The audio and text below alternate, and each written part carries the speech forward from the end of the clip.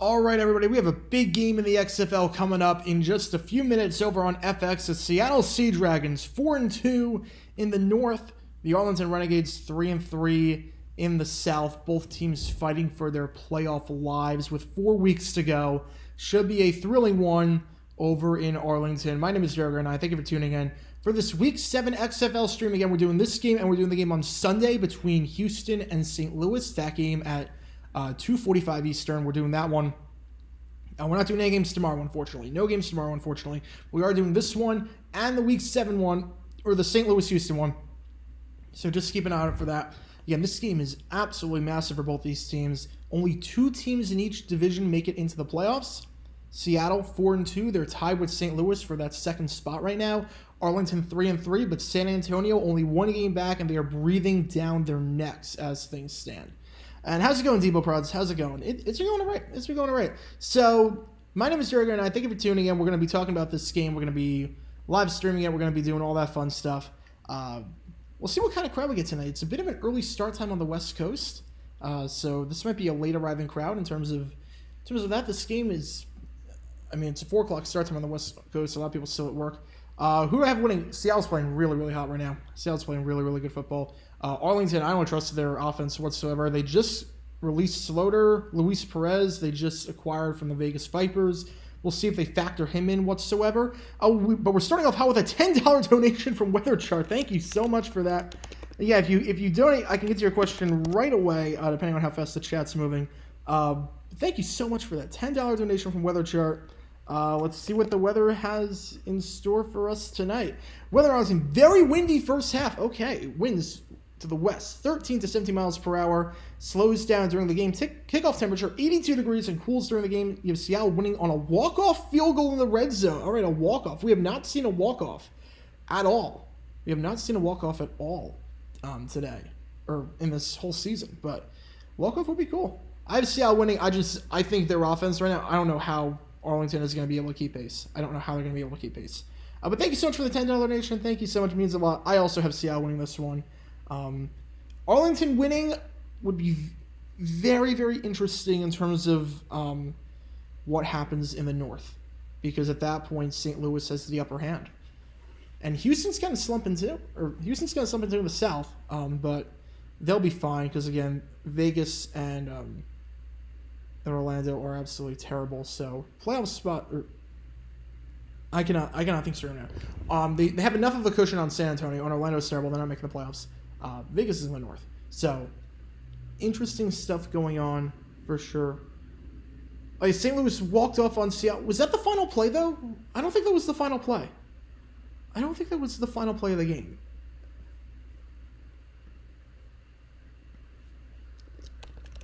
Was that the final play of the game? That they walked off? I keep forgetting. Maybe I think of a different game.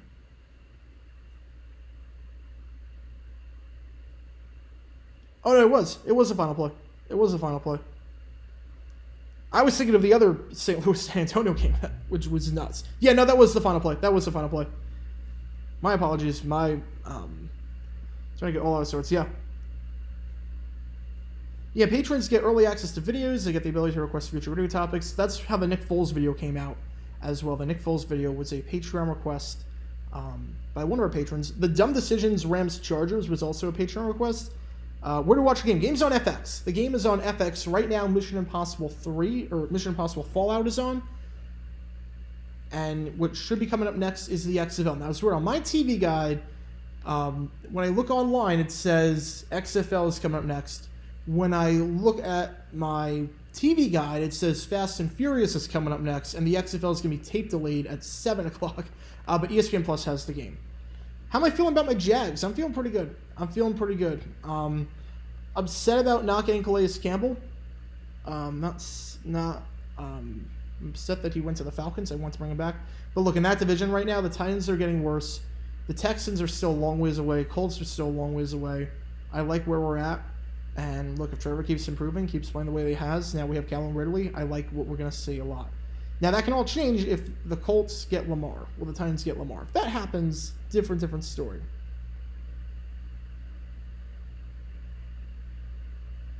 But we will see.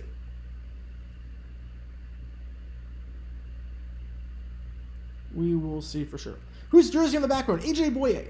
AJ Boye. It's an autographed jersey from Boye. I won a competition, or a sweepstakes rather, on the Jaguars website, and they sent it to me. So I have an AJ Boye jersey in the background. You'll see a lot more autographed jerseys when I get the studio. I will say that. When I get the studio in about June, I'd say. So it's not going to be during the XFL season, but I will have a new apartment sometime in the next 2 months, 2 or 3 months, and it's going to look really, really nice. And I'm going to be doing stuff like this, not in my living room, on my couch, on my laptop. I'm going to be on a desktop in a bedroom converted into a studio, which is going to look really good. So Boyd's jersey will be there, and we'll see a few others as well. I did not hit her. I did not a high mark. One of my favorite movies ever. Do you think we'll see an OT game in the XFL this year? I sure hope so. It's tough because of the conversions. That's the problem. I don't think we're going to see one because of the conversions. Because part of why you get some overtime games in the NFL is because it's very easy to get a 1-point conversion. But here, all the teams go for 2, and that's not hard. Or, I mean, that's very hard. About 40%. Went to the Marlins game yesterday, took home the L, watching at home tonight in Orlando. I am also watching on a second monitor. I have the Women's Final Four on one of my TVs. I have the Marlins-Mets game on my second monitor, along with reading the chat and looking at the rosters and everything. And then obviously the XFL on the big screen. I'm disappointed there were no day games today. I get why they don't play a lot of games on Friday. I completely get it, because if there's a rain out, you want to have an actual opening day experience. But I don't get it whatsoever if I don't get it at all whatsoever for stadiums with roofs. Have an indoor game, or have a game. What is one of your favorite sports memorabilia that you've collected over the years? Mine's a broken bat from an ALPB player I won in a mystery spin. Ooh, that's good. All right, let me see if I can show you my favorite piece of memorabilia. Let me see if I can show you, because I'm actually looking at it right now. Let me just turn off the camera for one quick second. Just turning it off for one quick second. This is to get the piece of memorabilia, and this is also because I placed an Instacart order. It came a bit late, so just hang tight for 30 seconds. My apologies for this. We're doing an Instacart order, and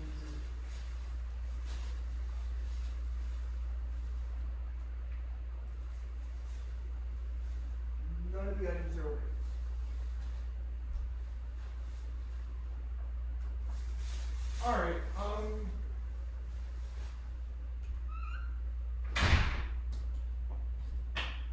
All right. Just hang tight for. My apologies. Just hang tight for about 5 minutes. Hang tight for 5 minutes. Apologies for this. I placed an Instacart order, and none of the items are right, so I just have to call. I have to call Instacart. So apologies for that. Bit of an urgent matter right now, but just hang tight for 5 minutes. My apologies.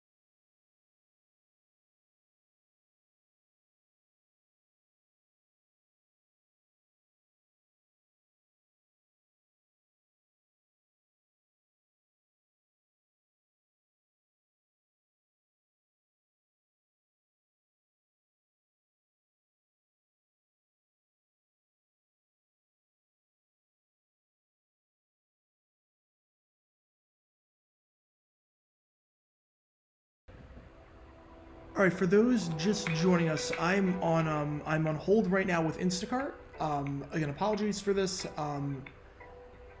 Basically, I put in an order for Instacart. They got my order completely wrong. Like, now the items are correct. So, the game is on right now on FX. I'm on hold right now with them.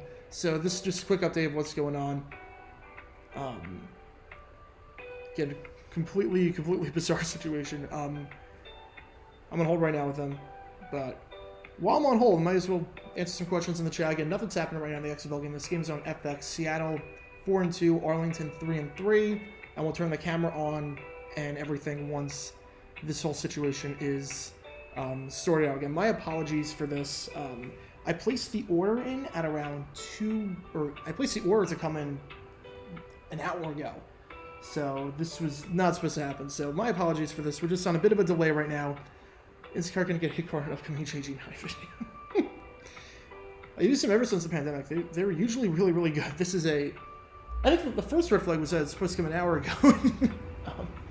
They came way late, and literally none of the, like, it's not even that they got bad replacements, it's literally none of the items are right. So I don't know what on earth happened, but we are on hold right now. So, again, right now nothing is happening in the XFL. Once that happens, we'll do that. I'll actually turn my camera on while I'm on hold. I ordered some a lot of fruit, basically. I was running low on fruit. Running low on fruit and running low on frozen breakfast. So, dumb decisions on Instagram. Oh wait, back on hold. Okay. Yes.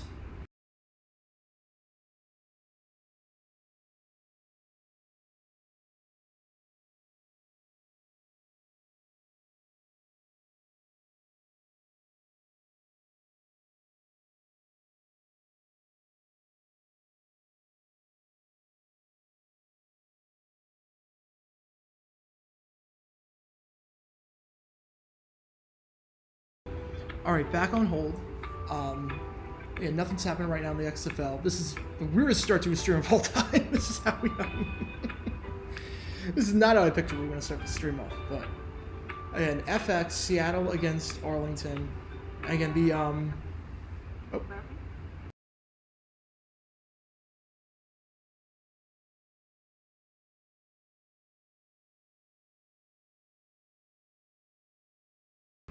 All right, false alarm. So, again, big game for both these teams. Seattle 4-2. North Division is super competitive. DC's pretty much got a spot on lockdown. They're 6-0. But Seattle St. Louis, both of these teams fighting for the final spot really in the North. South Division, the Renegades are 3-3. The Brahmas are 2-4. Now Renegades making a QB change. We'll see what they do here. Drew Plitt played a lot of the game last week. Kyle Sloter played a lot of the game as well. He is now gone. Luis Perez, hired by the picked up by the Renegades after being for the Vipers. All right, so Seattle's going to start this game to start off. They're going to get the ball to start off. Again, if you see on the bottom of the screen, the 3 red boxes are for timeouts. The blue box is for the challenge. You get 1 challenge per game. You can challenge anything you want. And again, I'm legally not allowed to show this game. For copyright reasons, legally not allowed to show the game. When it is so windy, the referee is holding on the ball, but it's fielded by Seattle at the 3-yard line to the 20, to the 25, 30. Fireworks to start off, 35, 40, breaks a tackle, and down at the 40-yard line. 40-yard line. It is Kelvin McKnight. Kelvin McKnight with the with kickoff return. Seattle's going to start this drive at the 40-yard line.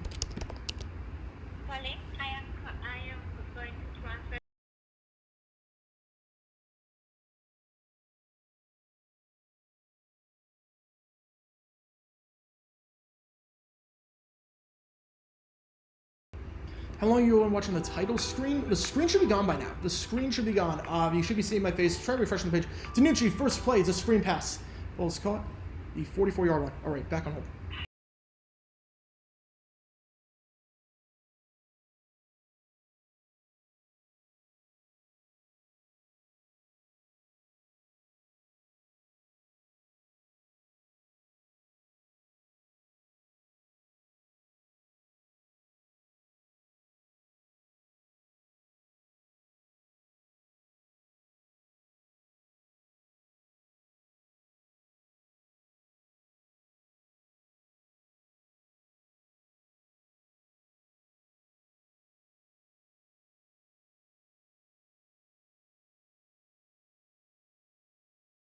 All right, so they're connecting me to the chopper. My apologies. So 3rd and 6. It is 3rd and 6 right now. 3rd and 6. Screen pass went for 4, and that play just went for none. This is the weirdest start to a stream of all time. Don't worry. Once this all gets sorted out, we'll be good to go. But 3rd and 6, Tanucci, 44-yard line. We start with great field position after the kickoff return. A 37-yard return by Kelvin McKnight. This guy, you the Instacart delivery driver. If he is, he'd probably be arrested because I don't think he could drive. Screen pass, it is caught. Gain of about 8 yards on the play. It's Jordan Veazey making it look Veazey, getting into Renegade territory at around the 48-yard line. Nice, easy completions for Danucci to start this one off. It's a windy day, so you figure you got to keep it short. Got to try to get some yards after the catch. This is why I do my own shopping. It saves so much time, though, to do it like this. Plus, sometimes the place doesn't have the, what I need. Sometimes the place doesn't have what I need, so you're just wasting time at that point. Plus, the amount of money you save on gas and whatnot. First and 10 ball at the 49-yard line. Danucci, 4 wide. Hands it off to Hammonds. Hammonds down to the 43-yard line. Nice run by Hammonds, gain of 6. So this is a wide receiver, but they use him at running back from time to time, and they did so there for a gain of 6. You figure 4 down territory unless anything crazy happens since you're in Arlington territory with this swing. You figure it's going to be 4 down territory. Again, apologies for this weird thing. If you hear the music in the background, I am on hold with Instacart right now, so just a very weird start to the stream. I don't think this is what anyone envisioned. Pass plays might be quick slant screens and short calls. What do you think? Yeah, pretty much. I mean, that's pretty much been the formula for the XFL for the most part this year, but especially in this win, you got to keep it simple. Can't have too much hang time. Danucci steps up. He's going to run for the first down and more. 40, 35, slides down to 30-yard line. Nice play by Danucci. Steps up in the pocket, gain of 13 yards. Hi, thank you so much for waiting. Are you there? Yes, I'm still here. Yes. Okay.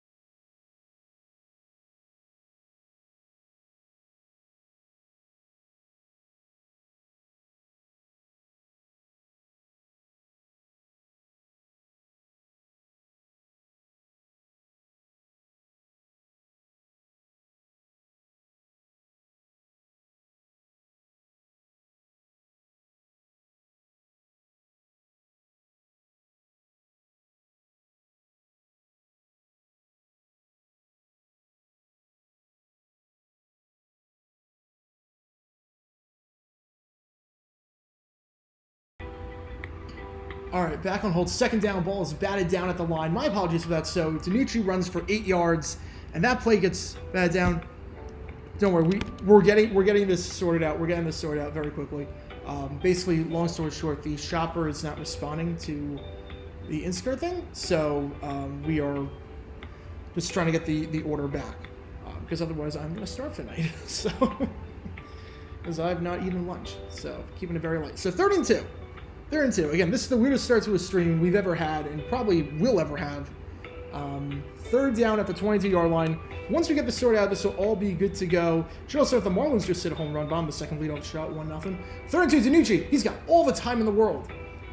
It's 8 seconds in the pocket, and he still can't get rid of it. He still can't get rid of it. He's got to get rid of this ball. What is Danucci doing? He's got to know the situation. He's got to know the situation there. Pressure on the play coming from Devontae Lambert. And how does Danucci not get rid of that or step up? 1, 2, I'm counting the seconds. 3, 4 seconds in pocket. 5, 6, 7, 8, 9, 10, 11, 12. He held on to the ball for 13 seconds. He held on to that ball for 13 seconds. Now, Dominic Eberle going to try the field goal to get the Sea Dragons on the board to start this game off. Absolutely crazy lack of awareness by Ben Danucci. 43-yard kick. Kick is up by Eberle. Windy day. Doesn't matter. Eberle makes it look easy. 3-0 Sea Dragons. But absolutely terrible awareness by Danucci. 13 seconds and he doesn't get rid of that football. At least throw it away, give yourself an easier field goal. I mean, it worked out in the end, but how DiNucci doesn't get rid of that ball, I have no clue. Great downfield coverage, obviously, by the Renegades, but just terrible job by DiNucci. We are still on hold. Whether chart is going. Yes, he is. Will Giovanni McCoy light the torch of the 2028 games? If they don't have him light the torch, it will be a travesty. An absolute travesty. Yeah, for those wondering what's happening, if you're just tuning in, Seattle's up 3-0. Arlington's going to get the ball on the kickoff. I am on hold with Instacart right now. Basically, I put in an order for Instacart at around 1 o'clock today. It was supposed to come way before this stream was supposed to start. The order got delivered an hour late, and then when I checked the order that was delivered at my doorstep, the entire order was wrong. I don't know if the driver did the wrong order or just picked up random items. I don't know what happened, but I'm just working on that right now. Don't be telling us Bills fans about 13 seconds. So if you hear that music in the background, that is hold music. I'm on hold with Instacart right now, just trying to get everything sorted out again. My apologies for this. This is not how I think anyone envisioned this stream would start. But Seattle is up 3-0, and once this is done, everything will be back to... Okay, back... Hi, thank you so much for waiting. How's it?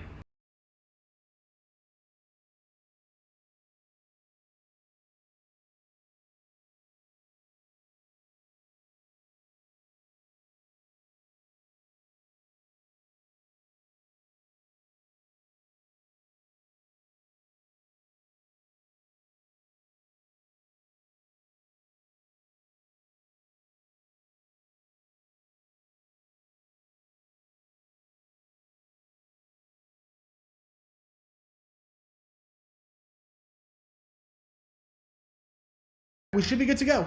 We should be good to go. So they're gonna come with the order in a few hours. So we should be good to go. So we are back to we're back to normal. We are back to normal. Let's do this football. Let's play that football. Here we go. So we are back on. No more Instacart drama for the rest of the stream. Hopefully, at least at the very least, I'm not on hold with them anymore. So we're good to go. Again, apologies for all that bizarre stuff at the start. But Seattle, Arlington, again, 3-0. Very sparse crowd in Arlington right now. Very sparse crowd. They got about 12,000 for the last game. The lower bowl looked pretty full. I don't know about this. This might look like 9K. Kickoff is down to the 25-yard line. So that is where the Renegades will start this one. Does anyone want to watch the BK ad? I'm good. I'm good. Jaden doing his best to not dox himself. Hey, my information's out there. So I just said I don't want to put anyone on the air with their voice and whatnot that I don't know, or that obviously is not consenting to that, because I don't want to get into the legal issues with that. So 1st and 10, ball at the 26-yard line. It's going to be Plitz starting under center, but again, they did get Luis Perez. They're going to try some razzle-dazzle, and in the end, it goes for about 8 yards. I don't know what that camera work was, because I didn't know who had the ball for a second. But basically on that play, Plitt to Smith, and then to Arconato, and then back to Arconato, back to Plitt, and then back to Arconato. Some weird camera work there. I bet you're watching the Rollins MLB Network. I'm watching the maybe soon to be gone Valley Sports Network.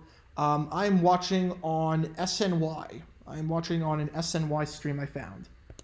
So gain of 7 on the play. The attendance is disappointing. It's been pretty, I'm not going to lie, it's been pretty disappointing. I mean, obviously St. Louis has been great. DC's been about what I expected. San Antonio has been about what I expected. The rest of the league, I've been very disappointed with attendance-wise. It's not been what it has been in 2020. Not been what it was in 2020. But that run by Smith picks up the first down at the middle. And the last game Arlington played was an offensive snooze fest. Arlington at the 40. 1st and 10. Play action. Plitt. Going to scramble. Going to try and take off spin move and down at the 44-yard line. Pressure on the play.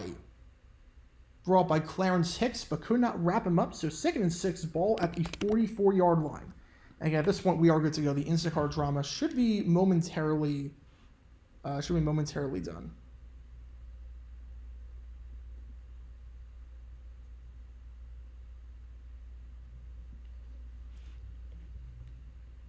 right, 2nd and 6, I see Smith in the backfield. One tight end. Snake Becker at tight end. Handoff goes to Smith. Smith bounces off a few guys and down around the 49-yard line, so 3rd and 1. At 7 o'clock, you're going to be watching the NBC Sports Bay Area for the Warriors game. Yeah, I'll be, once that's done, once this is done, the Diamondbacks play at 7, so I'll be watching that game. And, yeah, it's going to be a rough start for the D-backs this season. It's going to be a very, very rough start. It's not even an implication on how good they're going to be this year. It's just you play the Dodgers 8 times in 10 games. It's going to be rough. 3rd and 1. Handoff goes to Smith. Lowers his head. Gets the first down. He already got 3. And now Arlington in Seattle territory on their opening drive. Smith picks up 3. Gets the first down. What do you think of Luis Perez being traded to Arlington? Look, he wasn't the right fit in Vegas. It wasn't the right fit in Vegas. Brett Hundley, he can move around. He looks so much better than Perez did, so they had to make the change. It just wasn't working out. It was not working out. And Arlington, they need a quarterback. Look, Arlington needs a quarterback. Kyle Sloter was very disappointing. Drew Plitt's been hit or miss. You need a guy like Perez in there, so let's see. Makes a Sloter trade or a Sloter move make a lot more sense. Plitt escapes the sack, tries to take off himself, and gets brought down on the play. That time, Clarence Hicks does finish the deal. So Hicks applying pressure this entire drive. That time he does finish home on the play. Initial pressure brought by Elijah Ponder, and then a split tries to escape. Clarence Hicks wrapped him up and sealed the deal. So 2nd and 13. Ball at the Arlington 49-yard. Can't find the game anywhere. ESPN Plus has it. FX has it as well. FX has it. If your FX guide, for whatever reason, says the Fast and Furious is on, that is not true. It's a mistake. It is the XFL. Screen pass, and that'll get some of that yardage back. Catch on the play there made by Victor Bolden Jr. Brought down at the 44-yard line. It's about 3rd and 6 coming up. How about Luis Suarez? How many football jerseys do you have? I would say 10. I'll guess 10. How do you feel about the new MLB rules a day into the season? Look, I'm still not crazy about the shift banning, but I absolutely love the pitch clock. I said from the start, as that ball is dropped, it was an easy catch by Sal Cannella, and he just dropped it. Would have been an easy first down. Instead, 4th and 5, you figure they're going to leave the offense out there, it looked like, for a moment. You get a punt to go to the 35-yard line if it's a touchback. So if it's a touchback, it's only a net of 9. 4th and medium. Do you go for it here? Plitt was staying on the field at first. We'll see what they decide to do here. 10 seconds on the play clock. They are going for it. 4 wide, 1 back. Plitt. They're bringing the heat. Fires wide open. Caught. Same play as the last one. Sal Cannella ran the exact same route, the exact same play, and this time gets the first down. Oh, way higher than 10. Oh, wow. Yeah, but the pitch clock rules, I don't see how anyone can hate them. It just brings the game back to the pace that it was in the 80s and 70s before guys were taking their sweet time. I don't get how anyone can hate it. You're getting the same amount of baseball. It takes 2.5 hours. How is that a problem? I fail to see how that's a problem. You know how much more time you get over the course of a season now? You want to go to all the games? You want to watch the games? As Plitt, what a run by Plitt, avoids multiple guys, slides down the 22-yard line, gain of 12 on the play, gets a first down. So Plitt moving the Renegades to start this drive off. Yeah, I hate the positional shift, but pitch clock, I don't see the problem with it. And for the people saying, but what about, but I love going to the ballpark and being there for a long time and enjoying the atmosphere and soaking it all in.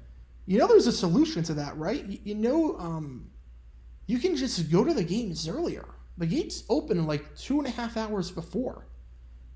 You miss the atmosphere that much, you want to get that time back, you can just go to the ballpark earlier. It's not a novel idea.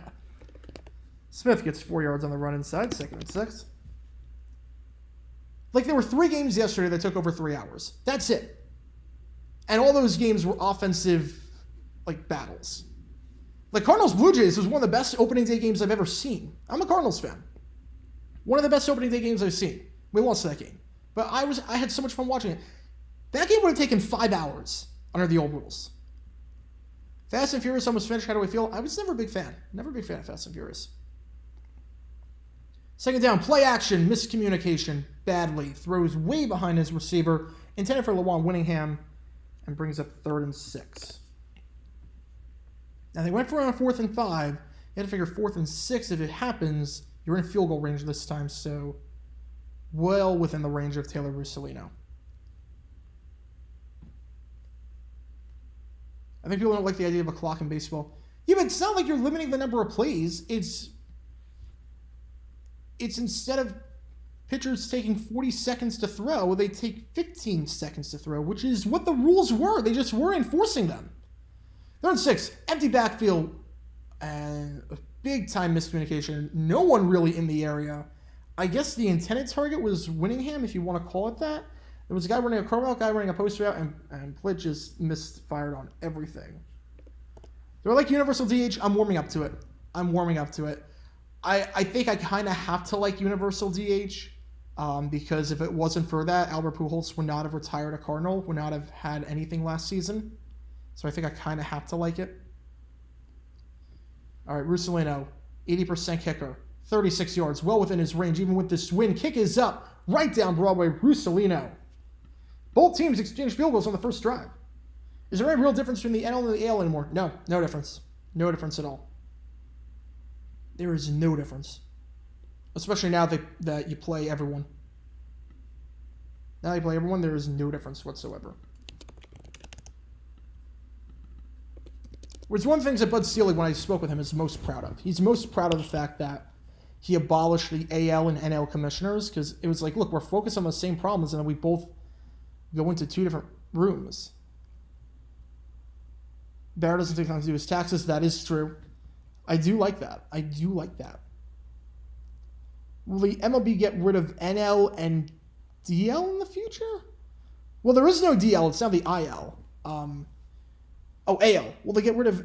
No, there's no reason to get rid of that. It's basically... It's like the NFL with the AFC and the NFC. There's 2 different conferences, but there's no difference between the 2. Just the teams in it. They'll never get rid of that. They'll never get rid of NLAL. If San Diego State wins the national title, it would mean a lot for the city of San Diego. That's dealt with a lot of sports heartbreak. Yeah, Chargers leaving, Padres losing 2 World Series, losing 2 NBA teams. San Diego State probably getting the title in 2020, and then COVID happened. Yeah. That is true about the fishing trip. That is true. There are going to be some crazy stories coming up on JG7. We have a new one that just dropped about Mike James, the pitcher on the Angels, who mistakenly got called up. We also have coming up this weekend, we have a video on the 1981 World Series, something bizarre that happened in that you might not know about. We also have a new channel launching tomorrow. A new channel. We are having a brand new channel launching tomorrow. We are expanding the brand some more. So I figured it's time. We're going to do another expansion. So we have a brand new channel coming out tomorrow that I think you guys are going to like. It's my, if you like my football content, you're really going to like this one. Really exciting channel. I've been working for a solid 10 years on this idea. And it's finally launching tomorrow. April 1st. Big news, congrats. Yes, I'm launching a brand new channel on April 1st. Samboy new A's temporary home? I don't think so. First of all, they can't do anything at Samboy. It's basically saying vacant. What's the new channel about? It's football related. I will say that much. It is football related. But a new channel is dropping tomorrow. And I'm very scared this might work. I'm actually kind of scared this might work. Yeah, wait a minute. Yeah. No, there is actually a new channel dropping tomorrow. That part's not a prank. There is a new channel dropping tomorrow. The content of the channel, you're going to see. All right, referee holds the ball down. You'll see 9 a.m. Eastern tomorrow. Kickoff fielded by McKnight, brought out to the 40 last time. This time tries to dance around, switches the field, Works very hard, but down at the 25-yard line. The channel's real. The channel is real. The channel is absolutely real. I'm not kidding about that. There is a new channel coming out tomorrow. It is completely real. The content of the channel, you're going to see. You're going to see what kind of content it is. Basically, if you watch a lot of short-form content, you watch a lot of TikTok, you watch a lot of shorts and whatnot, you're going to like this one. You're going to like this one. Danucci, first attempt at 25, drops back, fires over the middle, into traffic, incomplete pass. Intended target on the play was Josh Gordon. Link the channel in a video on JG9. I'm going to promote it tomorrow because there's a new video coming out on JG9 tomorrow. So it'll be the first thing you see tomorrow. And I'll be posting on my Twitter at 9 a.m. I'll be posting it on the community tab at 9 a.m. Everything launches at 9 a.m. Three videos are coming out on this new channel. Favorite NFL players. Jones Drew. It's going to be a lot of Jaguars. Jones Drew, Trevor Lawrence, Fred Taylor, Calais Campbell. Second down, Danucci. Fires down the sideline. An incomplete pass. Tried to make the adjustment on the play. Was Damian Willis. Coverage there by number 41, Devontae Bosby. So back-to-back incomplete passes. 9 a.m. Eastern. I don't watch any of those you mentioned, so I'm not going to like it. Basically, it's football content with a twist. I will put it that way. It is football content with a twist. And the sad part is I'm doing this as a joke, and I'm actually kind of scared this might work. That's the scary part. I'm actually scared this will work. Third and 10, Danucci. Long drop back, fires wide open over the middle of the field. It is caught down at the 50-yard line. Gain of 25 on the play. Catch there made by Jordan Veazey. Veazey like Sunday morning. First down at midfield. You have Trayvon Walker's jersey. Oh, that's nice. That's nice. That's nice. St. Peter should have gone to the Big East. Their facility, no. Why would they go to the Big East? Their facilities are not that good. They don't have the media market at all. You've got the St. John's media market already. Don't be scared.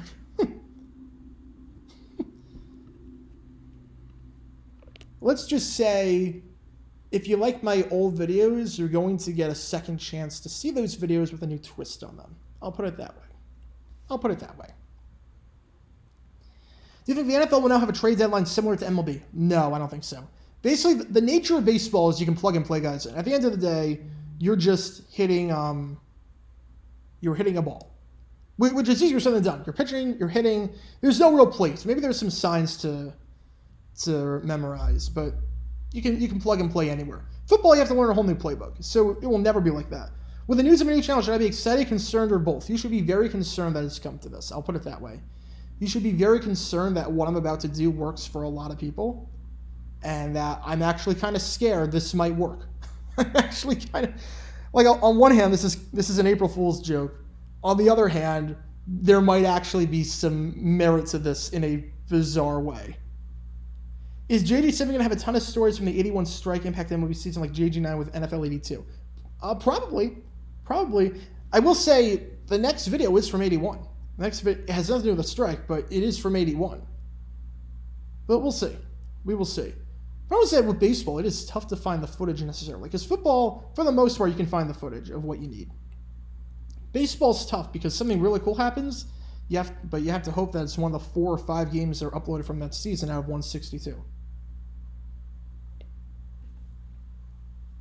Oh, the channel is completely real. I want to make that very clear. The channel is 100% real. Rebecca Black did a halftime show in the early 2010s. With her one song?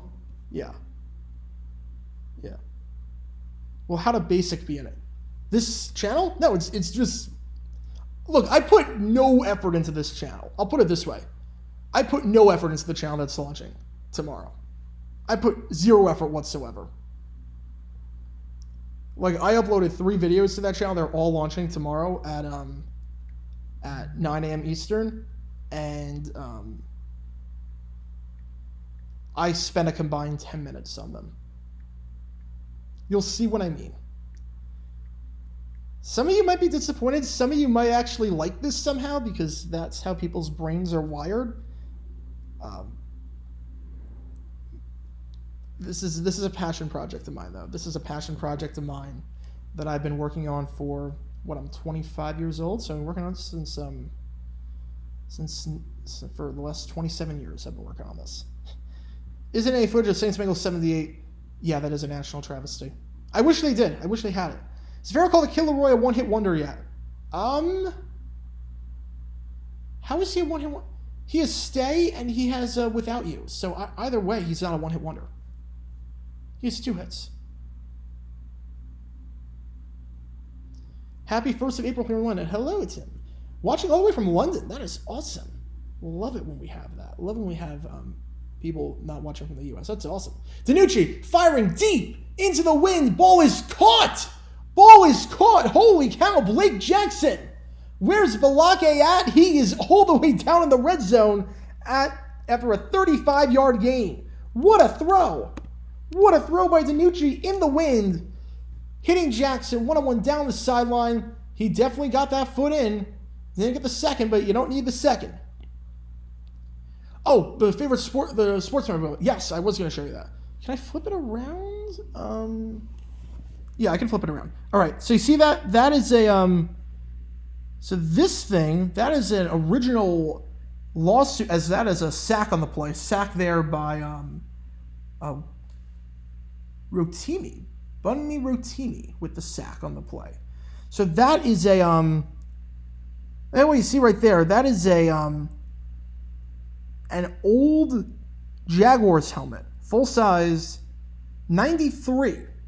The lawsuit helmet that they never got to wear because they never got to wear that helmet because Jaguars sued them. But I got that and they went to the Hall of Fame and got it signed by Tony Baselli. So that is one of my favorite pieces of memorabilia. 2nd and 16. They get some of that yardage back. Get about 5 of those yards back. So 3rd and 11. Catch on the play there made by Jawan Green. Not a lot of green after that. Would C-3PO be a good announcer? Way too stiff. He'd be way too stiff. Best artist label is a one-hit wonder that has a lot of other great music besides their hit. Ooh. Man. That's a good one. That's a good question.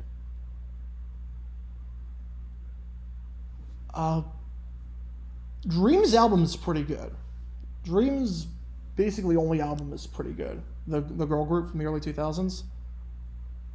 It's catching the play there, made by Pearson, but not even going to get back to the line of scrimmage. Nice coverage there, swarming up for the tackle. 4th and 13, ball at the 16-yard line, and they're going to try a field goal. Field goal try for Eberle. He hit earlier in the game. My mother car's about a talking car. Yeah, I've seen now how was that real? How are they out of ideas that quickly? How were they out of ideas that quickly? My mother, the car. I couldn't believe it when I saw it. I was like, what kind of a premise is this for a show? A color commentator?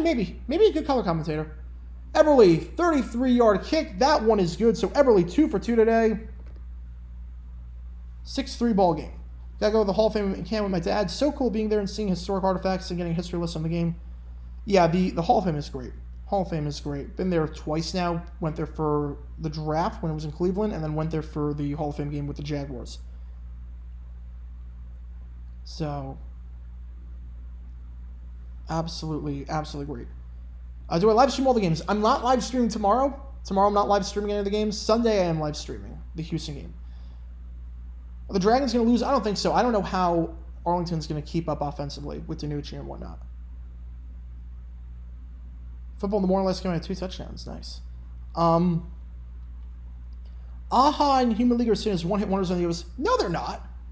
Maybe Aha, but they have The Sun Always Shines on TV, so I don't consider them a one-hit wonder. Human League is definitely not. Human League, how can they be considered one-hit wonders? They had multiple number 1 hits. Ball is fielded at the 5, so 25-30. Down at the 35, 36-yard line. Return on the play there made by Rennell Hall. So that's where the Renegades will start this drive.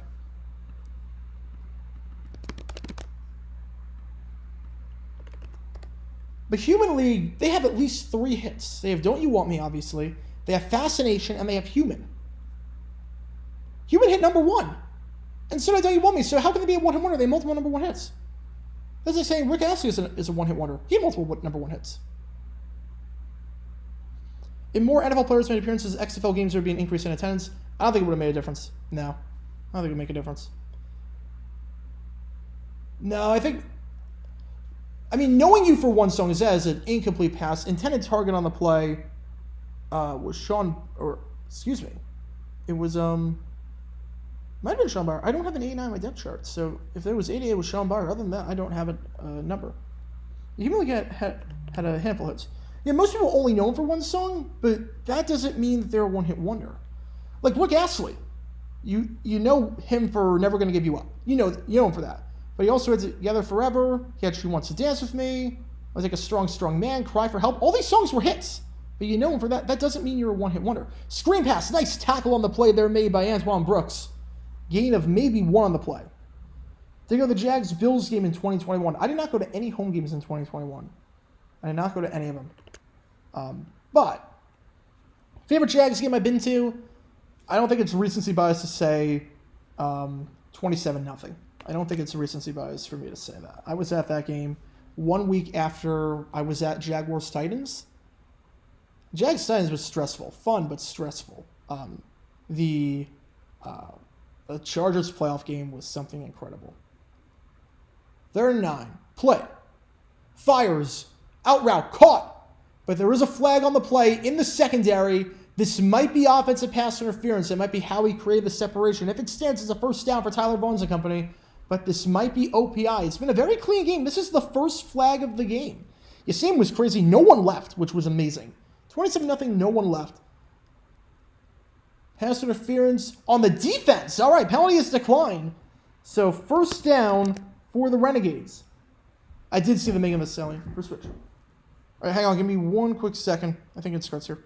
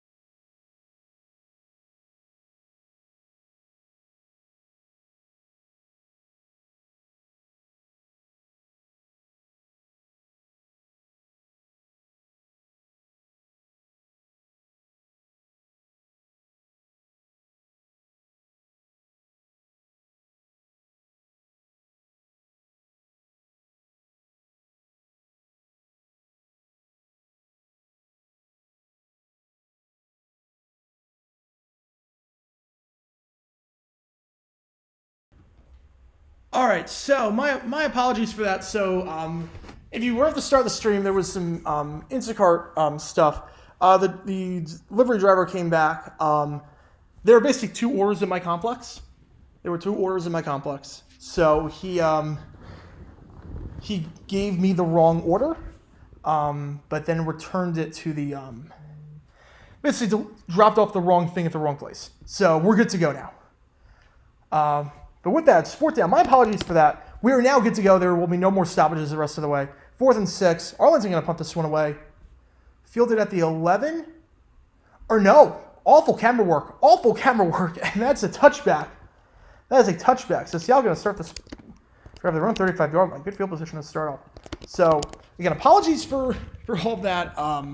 Just some weird drama.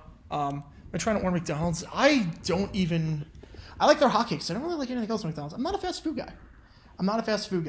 So, long story short, that's exactly what happened. Again, weird start to the stream. My apologies for that. We were good to go.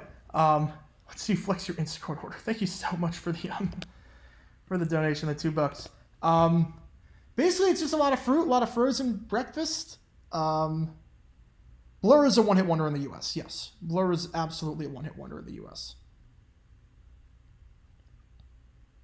Absolutely. Same thing with S Club. Same thing with Take That. Vanilla Ice. No, he's not a one-hit wonder.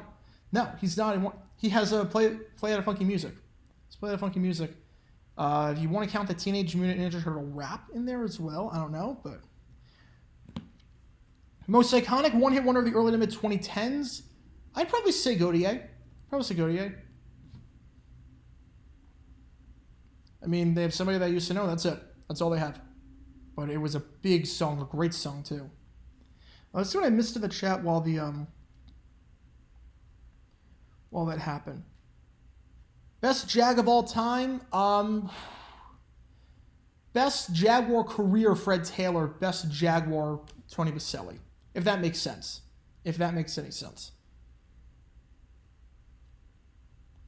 Rick Astley getting name drop clues to what the... No clue. No clue. It's no clue. Is Jim Elmore the worst coach to make an NFC championship? He's up there. He's absolutely up there. I'd probably say so. I'd probably say Jim Elmore was the worst. I don't think you can do a whole lot worse than him in terms of a coach making it. I think who else would be in the running even? I mean, Ray Malavasi, Brett Childress. I think it's gotta be. Right? I don't know who else it could be. I think it's gotta be Jim Elmore. LMFAO, how are they a one-hit wonder? How is LMFAO a one-hit wonder? How are they a one-hit wonder? They had two of the biggest songs of 2011 and 2012. You had Puerto Rock Anthem, you had Sexy I Know, you have Shots also. They can't possibly be a one-hit wonder. All right, first down, DiNucci. RPO runs to the sideline, gain of about 3. No, LMFAO, they had two of the biggest songs. Oh, Brain Surge, great show. Great show. Great show. Love that. Yeah, Blur is a one-hit wonder. They've sung two, and that's it. At least in America. Prime example of one-hit wonder has to be Who Let the Dogs Out of Baha Men. Name another song. I know Move It Like This. The only reason I know that is because they played that all the time on Nick Jr. growing up. I do remember that one. But they are a one-hit wonder. Second 7, DiNucci. Fires, bit of a sidearm delivery. Catch made by Blake Jackson. A gain of 5 on the play. So down at the 43-yard line. Bill Callahan was AFC Championship. Bill Callahan was AFC. If it's conference championships, then yeah, it's Bill Callahan. But if it's if it's NFC, it's that. Goldberg called Super Bowl 34. He would get everyone's name wrong. He would say that Dyson scored a touchdown. He would say Dyson absolutely scored a touchdown. Donnie Iris. Is he a one-hit wonder? I mean, I know Alia, but I don't know any other songs by him. So I would say yes. Deep pass, incomplete pass. Bit of an interesting play to take a deep shot on third down. I would say Donnie Iris is a one-hit wonder. Alia, and that's it. The old guys that did Los Del Rio. Yeah, Los Del Rio is absolutely a one-hit wonder. Quintessential one-hit wonder. So watching a bit of Tom Grossi, that's awesome. That is awesome. Like Gorillaz a little over Blur. Yeah, Gorillaz is not a one-hit wonder. Feel Good and Clint Eastwood. Oh, Love Is Like a Rock was Donnie. Wait, that was Donnie Iris? Oh yeah, what? That only charted 37. I'm looking at it right now. That only charted 37. I know that more than Aaliyah. Wow. So I guess no. I guess he's not a one-hit wonder. It's where they know Love Is Like a Rock more than Aaliyah, but... So I guess no, not a one-hit wonder. Rank the following shows. That's a punt that goes... And I completely screwed up the thing there. So Arlington's going to get this ball. Back-to-back punts now. I'm having some technical issues right now. I'm trying to move the football over. Here we go. All right. That should be... Yeah, that's good. So Arlington's going to get this ball around the 10-yard line. See, rank those shows between the lines. Fetch with Rough Ruffman and Zoom. Fetch is easily number one. Fetch is easily number one. Between the lines, I'd say 2 and Zoom is 3. Macarena is not appropriate song for kids under 13. No, it's not all. It's about cheating. It's about cheating. Can you have a Blink-182 song besides Smells Like Teen Spirit? Black Hole Sun. Oh, man. Tidal Cruise. Guys, you're naming artists that had multiple number one hits. I'm not sure if Dynamite had number one. But Break Your Heart and Dynamite, at the very least. That alone, you're not a one-hit wonder at that point. Best way to do Booth is Jimmy, Carl, and Sheen. I think Sheena play Carl and Jimmy is color. Yeah, I mean, it'd be terrible either way, but probably Sheen is play-by-play. Oh, yeah, I dreamed of being on a fetch, yeah. Who didn't dream of being on a fetch? Simple Plan, not a one-hit wonder. Simple Plan is not a one-hit wonder. Addicted and Perfect, I mean, just right away. DJ Casper. With his one song. Casper Slide Part 2. There's a... Say, There's no Part 1. There's no Part 1. That might mean Tayo or BTS. I mean, I'm talking Tayo in this one because someone brought up Tayo Cruz. Killers are a one album wonder?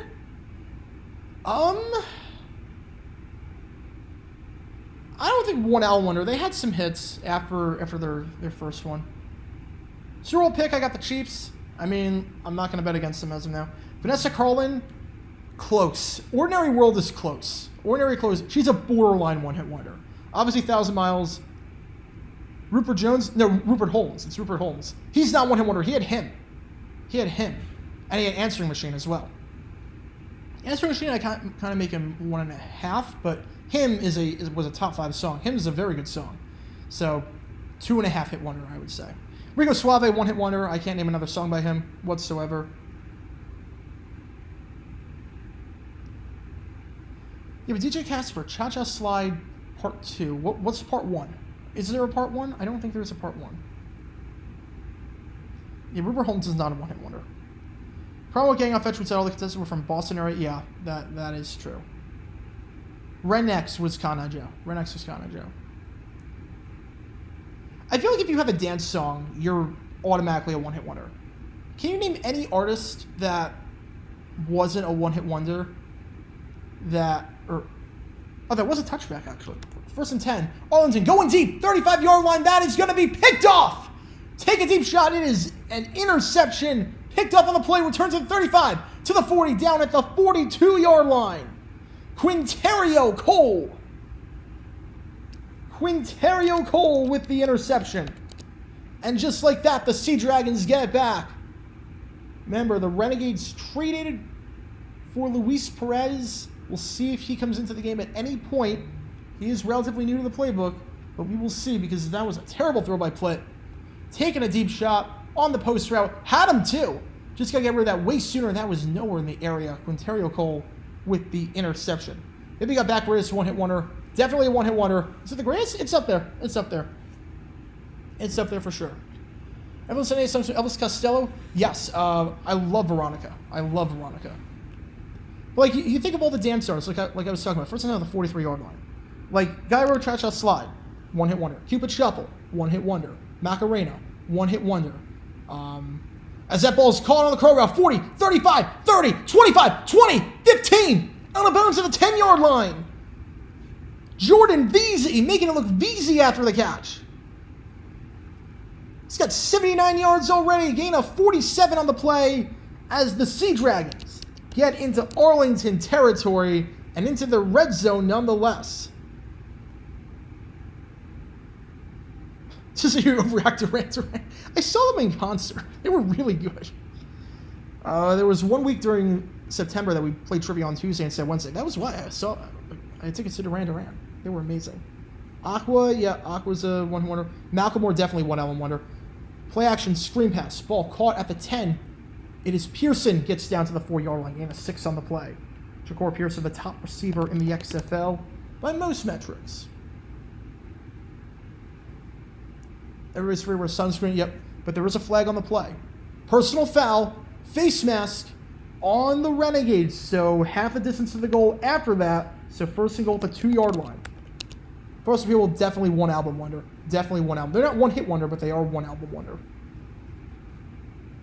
Wanna Be by the Spice Girls.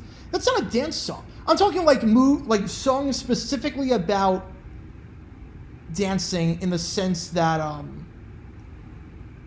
that they say, like, there's a whole dance craze around it. Cotton Eye Joe.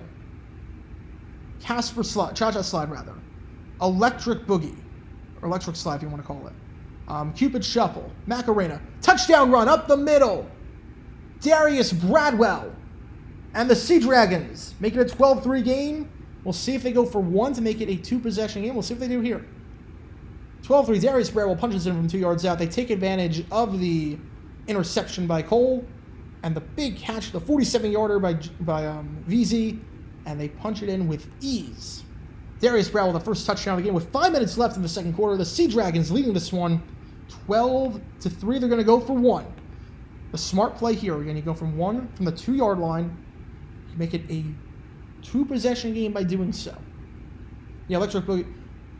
No, Uptown Funk, that doesn't count. Uptown Funk's not an actual... I'll put it this way. There are certain songs at a wedding. There are certain songs at... we'll let this play happen, and then we'll see what happens here. Bradwell, once again, twice is nice. Give him the conversion. 2-possession games. The Sea Dragons looking very good to win their 5th in a row. I'll put it this way. There are certain songs at a wedding or at a party where the entire dance floor clears because there's a choreographed routine to it. Uptown Funk is not that. Billy Ray Cyrus, no, he's not a one-hit wonder. Not after Old Town Road. Not after Old Town Road. Like, there are certain songs, you know the songs, where there's actual choreography that goes with it. Wobble. You know what I mean? Like Wobble. Cupid Shuffle. Cha-Cha Slide. Macarena. Stuff like that. Chicken Dance. Like, you get the idea. Like, songs where there is the whole point is there's a choreographed routine to it. Lip Sync is a one-hit wonder, but they don't fit that criteria that I'm talking about. Billy Idol. Salento, Dessert is borderline, but I would say one-hit wonder. He's also a terrible person. Yeah, Cha-Cha Slide is easy because it tells you what you have to do. There's no thinking about it. That kickoff is fielded at the 22-yard line. I'm not sure why he fielded that. That was horrible awareness on the play by the Renegades, as that ball is going to be at the 28-yard line. And the reason I say that, horrible awareness, that ball's got to reach the 20. That doesn't reach the 20, then Arlington gets the ball at the 45-yard line of Seattle. But instead, they field at the 22-yard line for some reason. I don't know why. Because now, Arlington's starting at their own 28-yard line. Terrible special teams play. Yeah, I've heard of Stitch, but not yet. Oh, Daniel Powder? Oh, he's absolutely a one-hit wonder. Madden 22 or 23, what should I play? I guess it's 23, but I have no preference either way. Sai's not a one-hit wonder, actually. Screen pass, Smith bounces off some guys, not go down easy, down at the 47-40 yard line. There is a flag on the play. There's a flag on the play. We'll see what they mark it. The flag is back at the 45-yard line. Bagabella was the first one-hit wonder. Yeah, Daniel Perry is absolutely one-hit wonder. We go block in the back. The penalty was at the 45-yard line, so you figure first down for 30 and 35, we'll see. Try on the kickoff return. Nice hit by Daniel Joseph, but again, you don't field that ball. You let that ball bounce because now you get the ball at the 45-yard line. we'll see where they mark this ball. Again, Arlington down 13-3. Madison Beer has 0 hits. So, Cy had gentlemen. So it's 1st and 3 ball at the 35-yard line. You don't see that every day. 1st and 3. Wasn't a big hit, but it was a hit. Curl route, 50. Down at the 47-yard line. Caleb Vander Esch gets them into Sea Dragon territory. The good news for Arlington is that Seattle got the ball to start off the half. So you can get a score here. You can double up. Lumineers are one-hit wonders. They have Ho Hey, and that's it.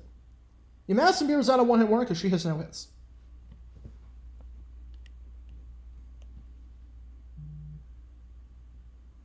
All right, first down. Handoff.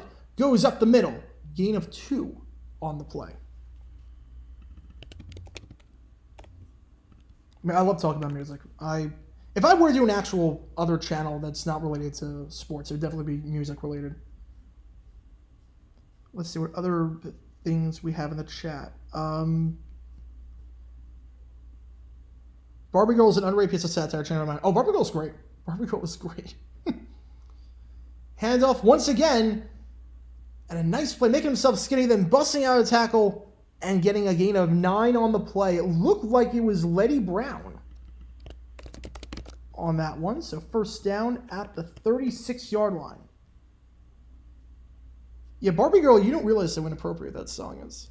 Favorite pop artists, Bruno Mars. I mean, I love Bruno Mars. Taylor Swift. In terms of like the artists today, like Bruno, Taylor, they're really good. Out route, caught. First down and more. Out of bounds, Victor Bolden Jr. at the 22-yard line, gain of 14 on the play. Just outside the red zone are the Renegades again, looking to double up because they get the ball to start the second half. This one makes JJ9 stream legendary. Not only watch football, but hear some hot takes from the legend himself. Thank you so much. Yeah, we do everything on this stream. We do everything. This is a good test run for the NFL streams that are going to come on Monday Night Football. What team should I play on my Xbox? I mean, I'll recommend the Jaguars because I'm going to. Like we talk XFL, we announce the game, but we have some hot takes as well, and we announce other games as well when the time is appropriate. Blitz steps up, scrambles past the 20, out of bounds at the 16-yard line, forced out of bounds on the play by Trey Walker, gain of 6 on the play.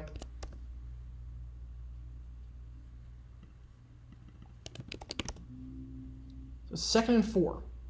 And that will take us to the 2-minute warning where the clock rules change and they're back to normal. Oh, I don't do Ultimate Team. I don't do Ultimate Team. I hate Ultimate Team. I hate playing online. Favorite New Wave one-hit wonder? Whew, man, favorite New Wave one-hit wonder.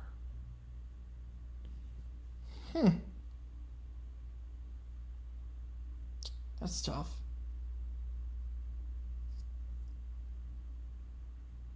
We also talk Idaho Vandals. Yes, we do. Yes, we do. Favorite New Wave one-hit wonder. Imagine watching JG9 play Madden for a live stream event. I would definitely watch that. We might do that at some point. Thoughts on Lamar? I think he goes to the Colts, and I would hate that. I would absolutely hate that, but I think he does go to the Colts. Favorite New Wave one-hit wonder.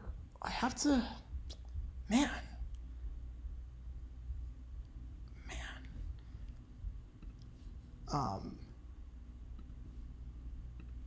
I can't think of any right now.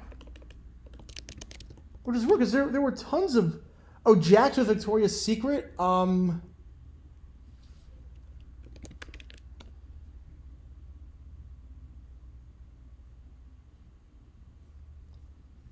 I'm not like a huge New Wave guy.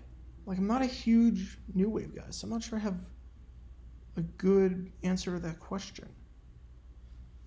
Best one-hit wonder.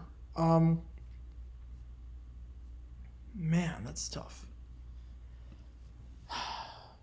Best one-hit wonder.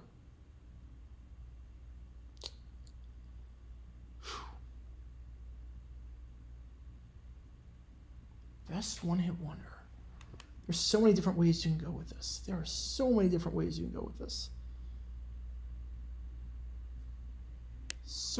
ways. Because you could do a one-hit wonder that was big in Europe, but not really big in the U.S. that have one hit crossover. You could do one hit wonder that, like Westlife was a one hit wonder in the US. They had Swear It Again and that was it, but obviously they're massive in Europe. Jacksonville best mascot in sports. He's up there. He's really good. Jackson Victoria's Secret. I feel like she might have some more hits. Like very minor hits, but plus, I mean, Victoria's Secret just came out like a few months ago, so it's not even. I'm not sure you can call her one-hit wonder yet because she's still in there. The country song about the Tennessee Titans. I have no clue what song you're talking about. All right, 2nd and 4. Play action. Play. Firing. End zone. Back shoulder. Caught at the 1 yard line. What a catch there made by Winningham. Winning on that one. Down at the 1. Gain of 15 yards and good for a first down. Wolf Mouse of the Palace never happened. We don't see players. I think Mouse of the Palace never happened. It would have happened at some point eventually. It would have happened at some point eventually. I think we remember the Pistons of the 2000s way more fondly. I think that kind of killed them. Sea Dragons burned their first timeout. They have 2 left. Interesting timeout to burn. They had to be all confused because the clock was stopped. Okay, one-hit wonder is in their only hit. So they had one hit anywhere in the world, and that was it.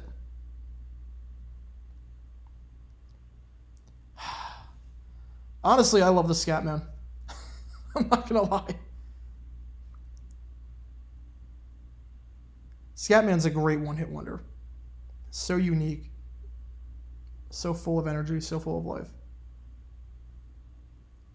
Grateful Dead only charted once, yeah, with Touch of Grey. Great song. I can't count them a one-hit wonder, though.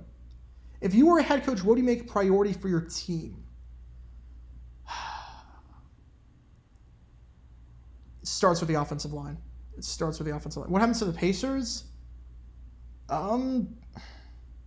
We remember our tests more fondly. I will say that. We remember our tests more fondly if Mouse never happens. The Eagles fight song is a one-hit wonder. I guess the Chicago Bears with the Super Bowl Shuffle are one-hit wonder. Oh, they called timeout because they're challenging it. Oh, they're challenging the catch. All right, so that's why they burned the timeout. So you get one challenge. You can challenge anything you want. They're challenging whether Winningham had a foot in bounds or whether he fumbled.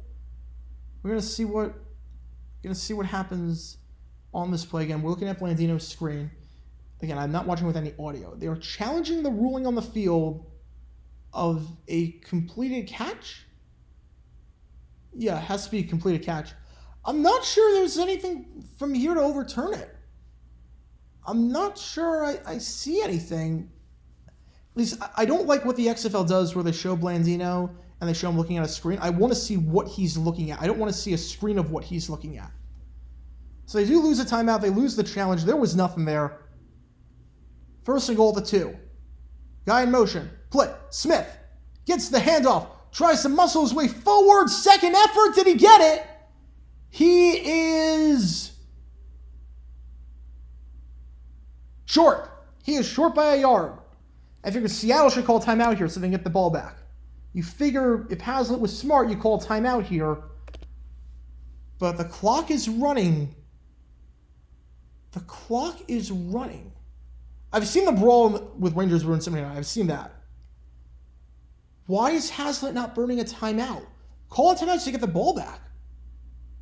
Give yourself a chance to get the ball back. This is bad clock management by Seattle. Terrible clock management. You want a chance to get the ball back. Your offense is moving well. You've got three scoring drives.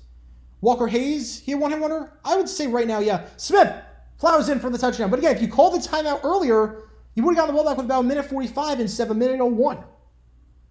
Bad job by Haslin and company, but Smith plows his way forward that time for the touchdown. Right, Walker Hayes, does he have any other? I don't think he has any other hits.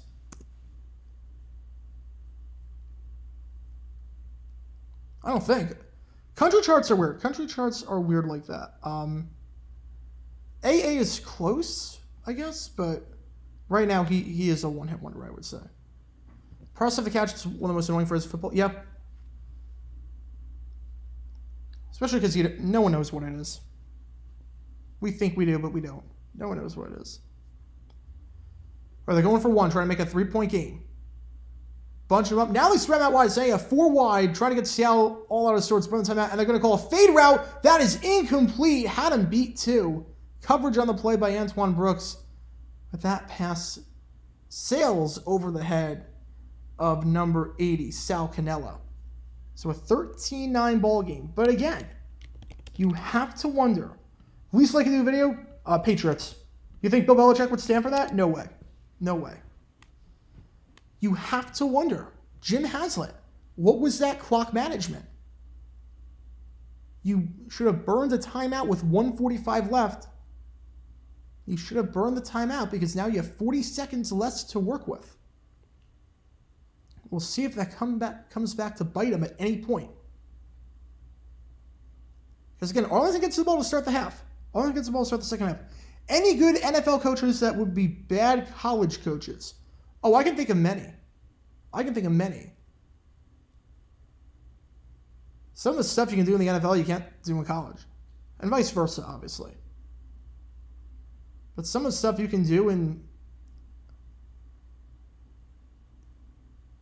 you can absolutely do it. I understand not calling timeout, but I respect the decision because there was no forward progress. You can't stop the clock. You only get one shot if you get sacked or something. Arlington is all 3 timeouts, though. Arlington is all 3 of their timeouts. So Arlington would have easily stopped the clock. And there was still plenty of time. Kickoff field at the 10 and swarmed on the play. Going absolutely nowhere is McKnight.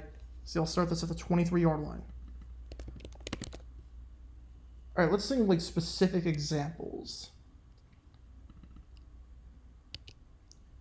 Like I think Mike Ditka would have been terrible in college. I think Mike Ditka could have been a terrible college head coach.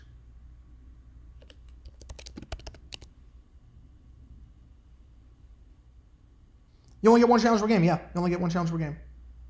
Arlington reminds me of the Jets. Brilliant defense, but lacks switching on offense. Yeah. First attempt to 24 draw play. To Hammonds. Gets the first down and then some. So the clock will stop while they reset. Gain of 12 on the play. Good for a first down. 48 seconds left. Haslett and the Sea Dragons have 2 timeouts to work with. Again, we harp on that clock management. Will it come back to bite them during this half? We shall see. Urban Meyer, best head coach in Jags history. There's no close second. He's easily the best. He's the only one that's won a college football championship. And the Sea Dragons burn their second timeout. They have 1 left.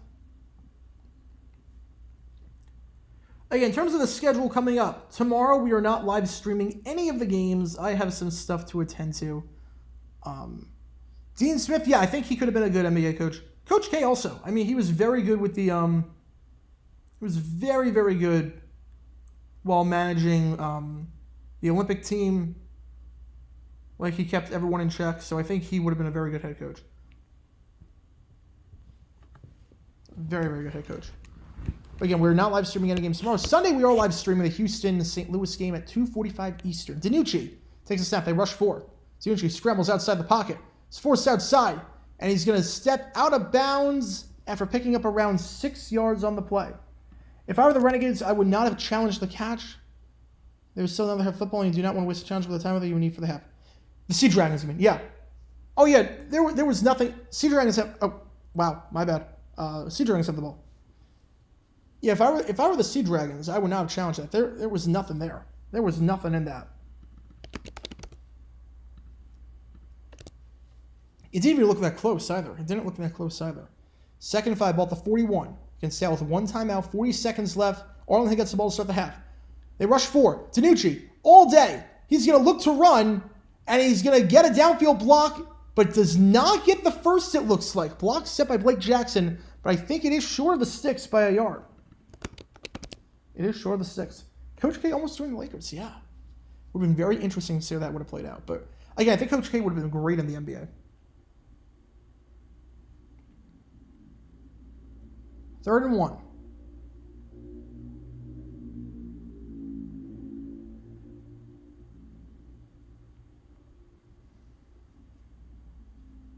32 seconds. Jackson in motion. 1 on the near side. Josh Gordon on the near side. 3 on the far side. Third one. Fires deep. He had the out route too. He had the out route wide open for a first down and didn't throw it. And that is an incomplete pass. And they're going to be punting this ball away. Pooh Splitter. That's a great name. But there was a flag on the play. So maybe there's PI here. Roughing the passer. Okay, roughing the passer. So the Sea Dragons catch a break. Again, I have no idea why DiNucci didn't throw the out route for the easy first. But there is roughing the passer on the play. So TJ Barnes getting called for that. He had wide open out route. Had Pearson on the out route. And Barnes with a late shot. At least he was nice enough to help the QB out. Did Brian Flores ruin his chance at another head coaching job? I don't think so. Not yet, at least. Not yet. So 1st and 10. Mark it at the 40-yard line of Arlington. XFL predictions on TikTok, and so far your record is 20-4. That's nice. The XFL games have not been too hard to predict. Great fits this week. Good to see you, Sea Dragons. Thank you so much. Yeah, these fits have been fun this week. 1968. A lot of 60 stuff. DiNucci runs for the first down. Gets out of bounds. 29-yard line. They have 1 timeout left. And again, not to harp on it, but you have to wonder if they had a minute 1 left, what this would be looking like. Tomorrow's video, I'm not sure what's going to be on. But we do have a video coming out tomorrow. 1915 Washington State, 2007 Patriots. 1915 Washington State, because the Pats weren't alive back then. So I think they would have just run train on them. 21 seconds. First down to 29-yard line. DiNucci drops back. Steps up. Sidearm over the middle. Not going to get a lot of yards. Blake Jackson gets 5. You got to burn a timeout. No timeouts left. 13 seconds. Do you like the Commanders fight song, Hit All the Commanders? It's fine. Yeah, nothing against it. It's fine. What's going on, JG Down? Just got home from work. Not a whole lot, just getting a lot of work done. I put out a JG Sim video today. I'm working on another JG Sim video that's coming out this weekend. Hopefully tomorrow. I just finished up a script for JG 8 that I'm sending over to my editor after the stream. And I got to work on a JG 9 video. So, a lot of crazy stuff happening. There's still a Fox Sports Southwest banner on the wall at Globe Life. That's amazing. Out of business. That is amazing. All right, so the Sea Dragons have none of their timeouts left. Again, they don't have a challenge left for the rest of this game.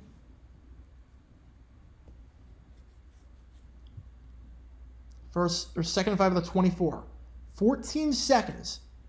4 wide, 1 on the far side, 3 on the near side. Fires. End zone. Josh Gordon. Did he stay in? They're saying he did. They're saying he did. Touchdown, Sea Dragons. 8 seconds left. I want to see that again. Did Josh Gordon just stay in bounds? Did he just pull that off? Did Josh Gordon just pull that off? No way. If he did, that is one of the catches of the year. Did Josh Gordon pull that off? I want to see a replay. Here we go. DiNucci, Gordon, and he kept the foot in bounds. That's a touchdown, folks. Josh Gordon, the league leader in the NFL in 2013 in receiving yards. Shows why he is one of the top talents in the league. There was some tension between DiNucci and Gordon after he ran the wrong route in their game against Houston. I think that's water under the bridge at this point. The 2-point conversion is good to Jawan Green. It's easy being green on that one. 21-9 with 8 seconds left. So I take back everything I said about Hazlitt's clock management. They actually managed that perfectly. Funny how that worked out. 21-9, big score for Seattle again. Arlington gets the ball to start the half, so Seattle really needed something there after that Arlington touchdown. A great answer, and the Sea Dragons have their biggest lead of the day, up by 12 points.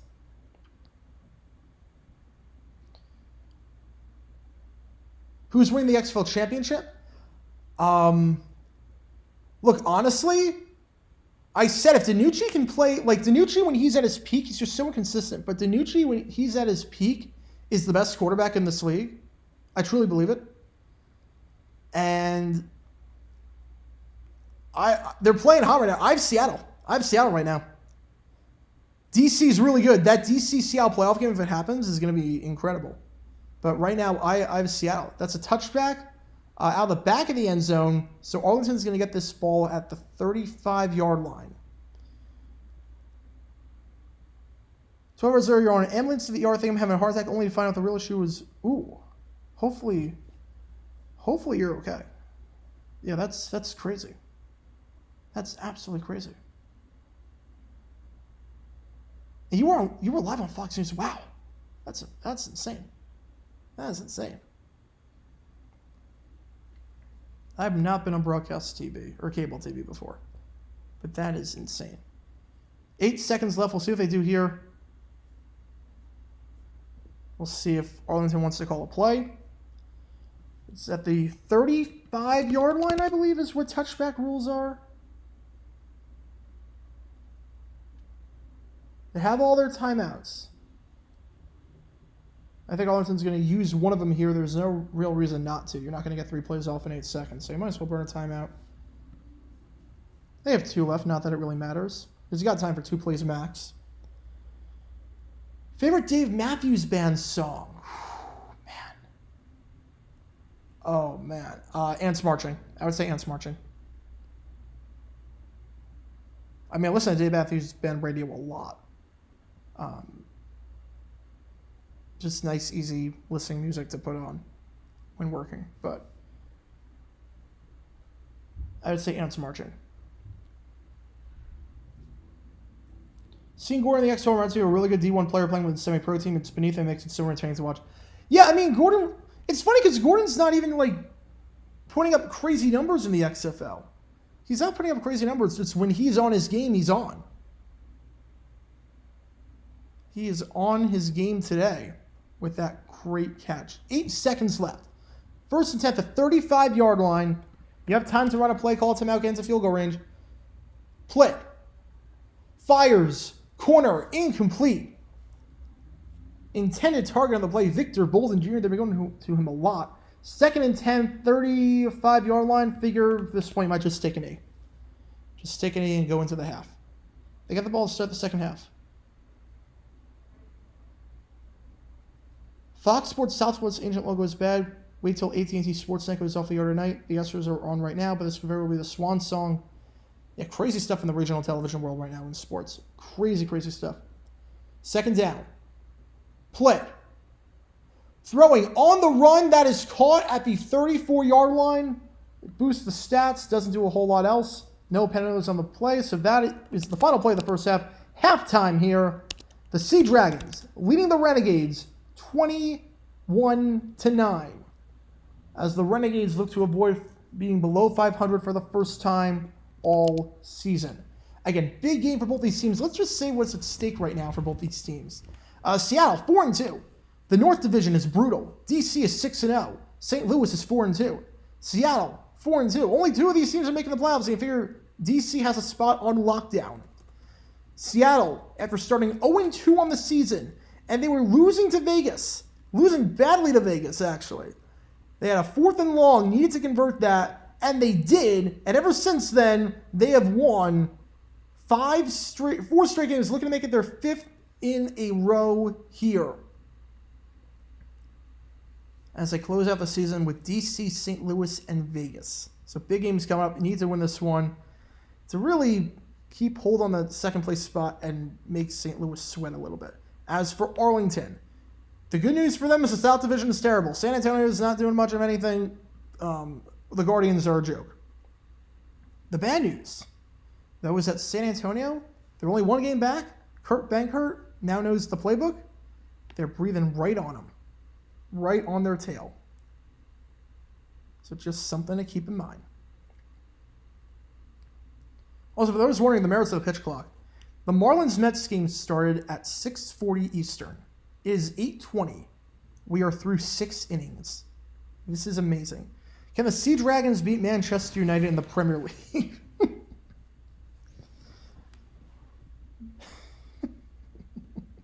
What sport are they playing? I'm surprised McClellan is starting quarterback for the Vipers. Wait, McClellan's starting, not Hundley? But they put Hundley in after they put Hundley in last week. McClellan's going to start over Hundley? Really? I did not realize that. Marlins have 1 run on 9 hits. It sucks. Yeah, I saw the play at the plate in the bottom of the 5th. Play at the plate was really thought he beat that out, but slide just wasn't that good. Is 67 NHL the biggest league expansion ever in the Big Four? If we're not counting mergers, I think so. Yeah. I mean, they added 6 teams. I don't think anything's ever been bigger than that. Should DC run the Commanders out of town? Just focus on the Defenders. Defenders have more culture right now. Defenders are a better team. They have the beer snake. They have the lemons. People seem to like them, unlike the Commanders, where people they like them because they're in too deep. Is the sports broadcasting distribution model outdated? Seems like they're more focused on cable rather than streaming. I think to some extent. Problem right now is you still have to focus on cable. You still have to focus on cable because it's so much more likely that you're going to watch a game that's on TV versus one that's on streaming. So much more likely if you're a neutral viewer or just any viewer in general because there's less transactional steps to go through. There's less links to click on. There's less credentials to put in.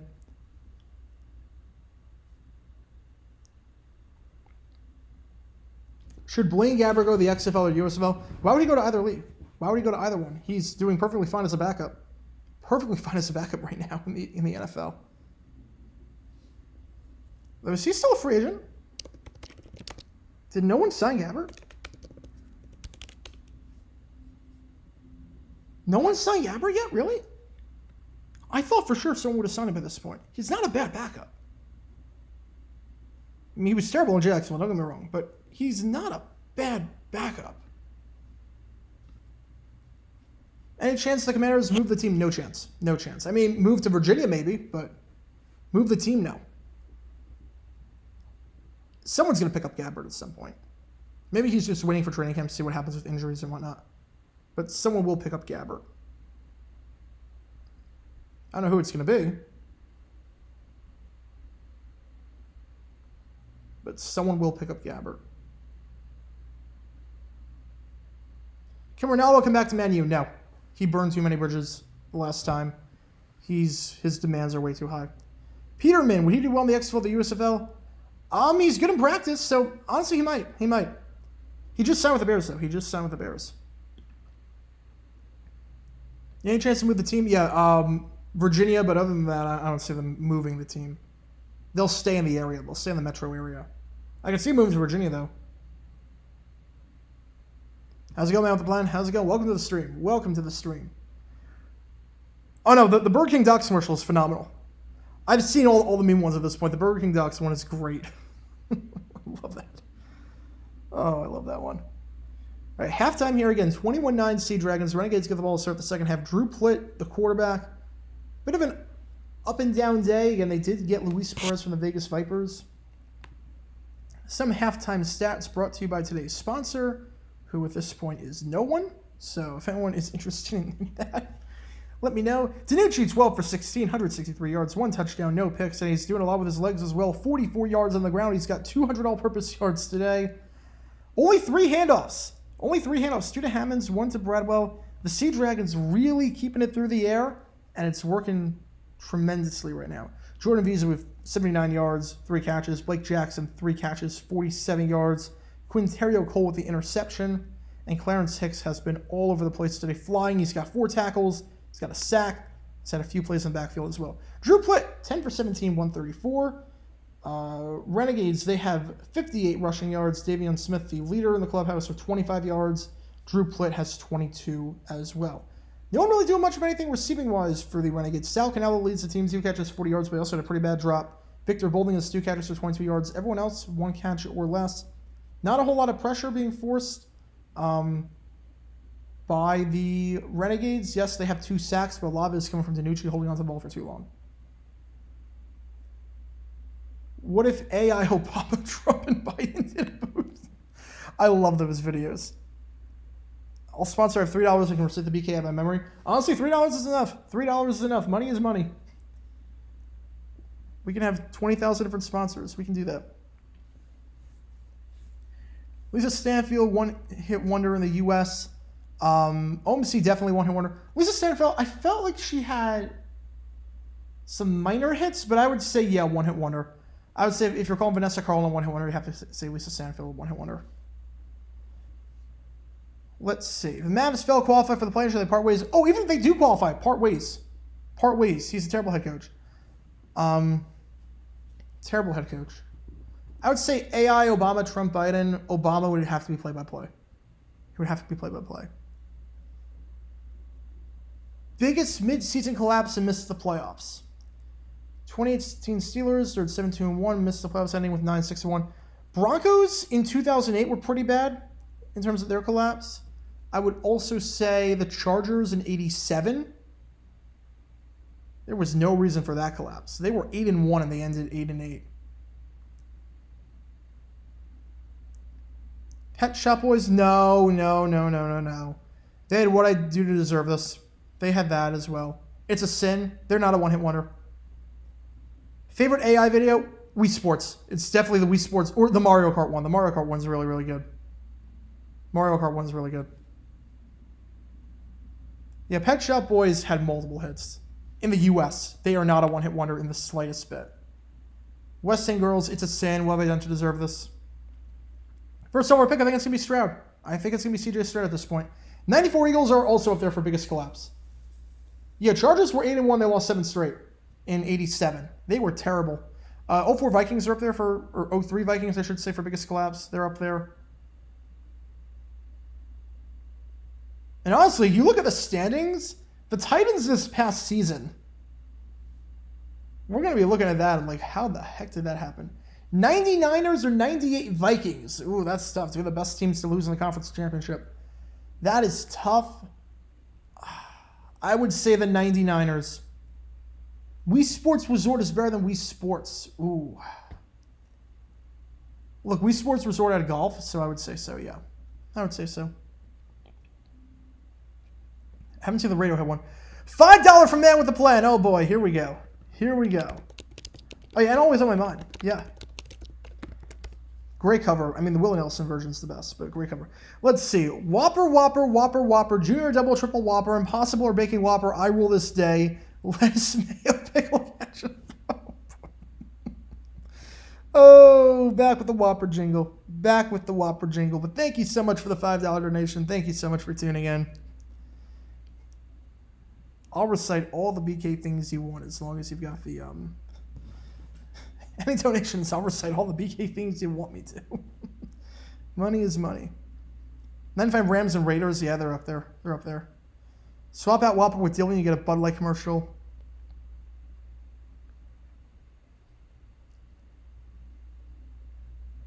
Dilly. The best beer preferred in Philly.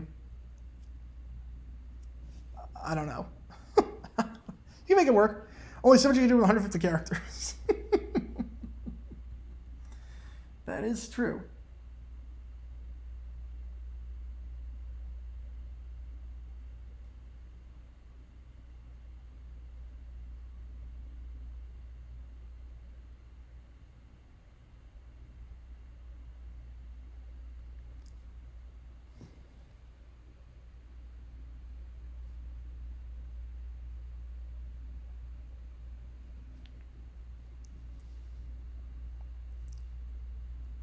'09 Broncos, yeah, they're up there for sure. 18 Panthers.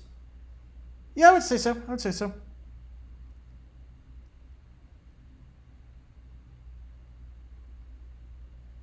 so. 94 Eagles probably the biggest collapse. I mean, the Dolphins in 93, at least you can blame quarterback. They were down to their backups at that point. The Chargers in 87, that came out of nowhere. That was the one where it's like, wait, how on earth did that happen? Yeah, 2012 Bears, yeah.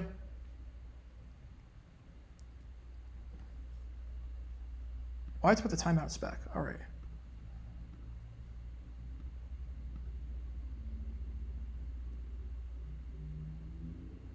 Yeah, 2015 Falcons were a big one. I think they were, 5-0 and they missed the playoffs? I mean, they ended 8-8. Or were they 6-0? I think they were 5-0. People forget about them because obviously they made a Super Bowl the year after. All right, kicking off and return to the 27-yard line. So Arlington going to start this drive at the 27. Again, Seattle does not have their challenge left. So let me change that. Third quarter, First and 10. This game is on FX, for those wondering. And again, we are not live streaming any games tomorrow. I have a 2-year-old's birthday party to go to, and we will be streaming Sunday, though. We will be streaming Sunday. They were 5-0, yeah. 07 and 21 Packers, who am I taking? I think 07 was probably a bit more well-balanced, so I'll take 07.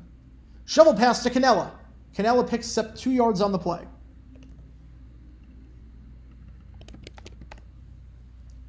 OSU Chargers were 6-1. But again, did anyone have any expectations for the Chargers that year? I don't think so.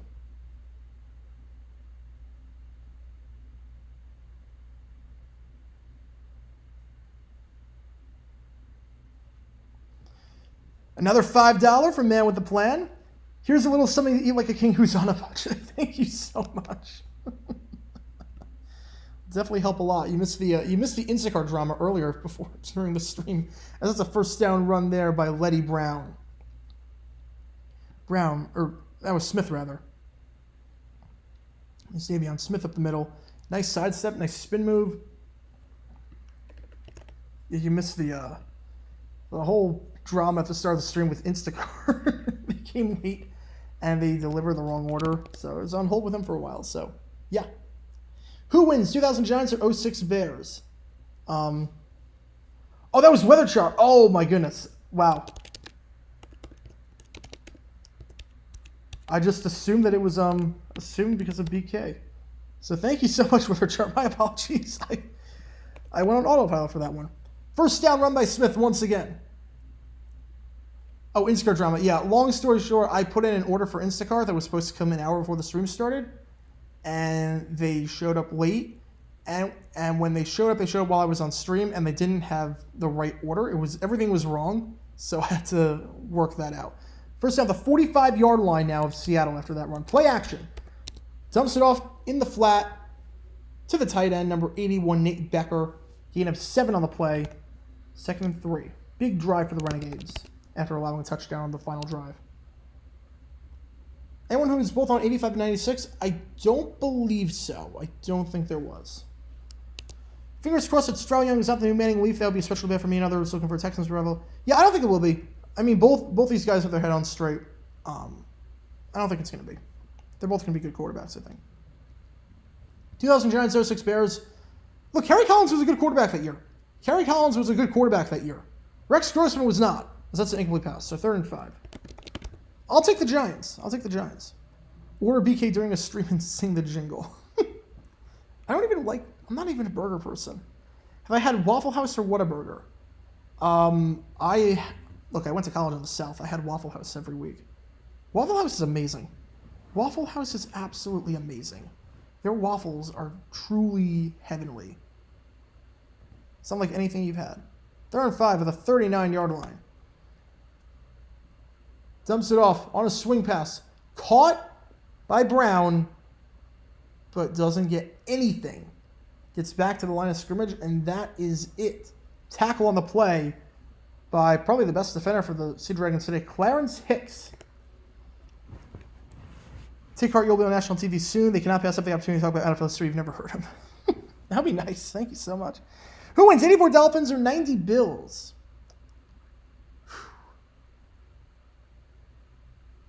I would say 90 Bills. 79 Rams, away Cardinals. Give me the away Cardinals. 4th and 5. Short pass. It's a screen pass, and it works. I can't believe that worked. That was behind the line of scrimmage on 4th and 5, and it actually works. Some broken tackles. Tyler Vaughns. Gain of 10. Good for a first down. Is this a fair ranking for the Super Bowl teams of the Rams? 79, 18, 21, 01, 99. I would say so, yeah. 99 is obviously the best. I think 01 was second best. 79 is obviously worse. And 21 beats out 18. I would say so, yeah. Chick-fil-A originally sold their chicken sandwiches at Waffle House in the early 60s. And that Waffle House... I did not know that. I did not know that about Chick-fil-A and Waffle House. Handoff. Goes to Letty Brown. Trying to fight through with every little step he takes. Gain of 2. 13 Niners or 19 Niners?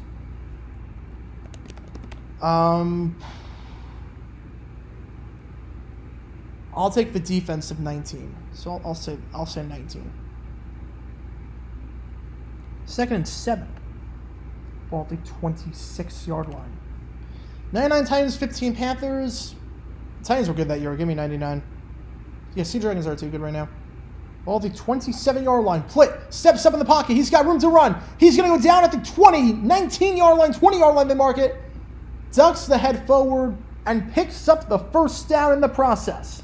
A do-or-die drive for the Renegades, and they are answering the call. 1st and 10 in the red zone. 20 Jaguars, 21 Jags. Winner plays 22. Who wins the Jags mini tournament? I mean, obviously 22 Jags win it all, but 20 versus 21.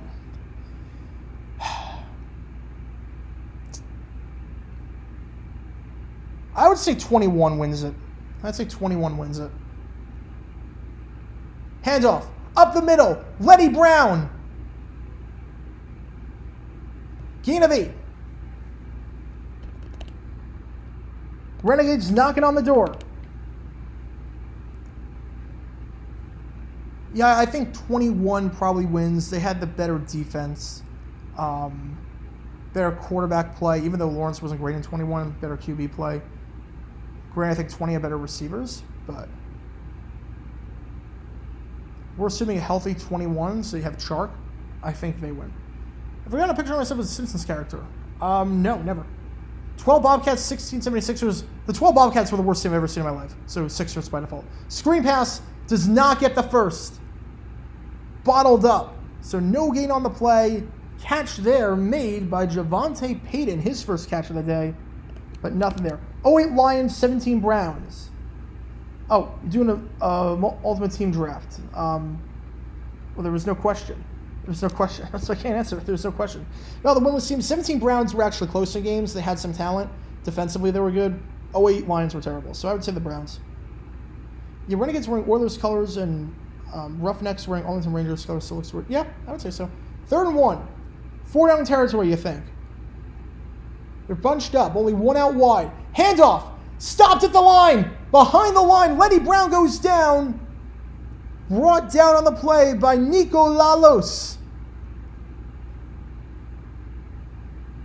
Worst baseball team this season. Look, the Nats are going to be terrible. Patrick Corbin's the opening night starter. They're going to be terrible. I think the Nats are going to be terrible this year. 4th and 1 they mark it. I don't know how they said he didn't lose any yards. Oh, 88 Edge, 91 Okoye, 89 K3. I would say go K3. No, not 8 Edge. Go Edge. Go Edge. 4th and 1. Pressure. Low throw. Hits the ground. Incomplete. Incomplete pass. Intended target on the play. Sal Cannella. And just like that, the Sea Dragons turn it over, or get the turnover on downs, and they'll take over at the 12-yard line. A big stand there. 3rd and 1. They run. They get nothing. 4th and 1. Pressure on the play by Tuzar Skipper. Forces the low throw coverage by Cravion LeBlanc, the former FAU corner, the former Patriot and Bear. Oh, worst team for baseball team of all time. Wasn't there a team in the 1800s that went winless? 62 Mets or 03 Tigers. I would say the 62 Mets are a hair worse. I mean, they were an expansion team. Yeah, Arlington is the Jets, yeah. Yeah, embrace the tank for the next 2 seasons. It's weird how we look at the Nats if they didn't win that World Series in 2019. How we look at them would be very, very different. Like, wasn't there a team in... There's a team that was winless in baseball, I believe. Oh, no, they weren't winless. But the Spiders were 20 and 134. So I'd say that's probably the winner. I don't know how you go 20 and 134. I have no clue. I think if you put a college team, you wouldn't go 20 and 134. You put the best college team in the majors, they're not going 20 and 134. I truly mean that. Baseball's a weird game like that. Baseball's a weird game like that. You can picture it's an off day. You see college teams, they beat up on major league spring training teams sometimes. They're not going 20 and 134. I think Cleveland Spiders were the worst. Yeah. Cleveland Spiders were the worst. 91 Lions, 98 Jets. Who wins? Whew, that's tough. I'll take Parcells. Give me the 98 Jets. Give me 98 Jets.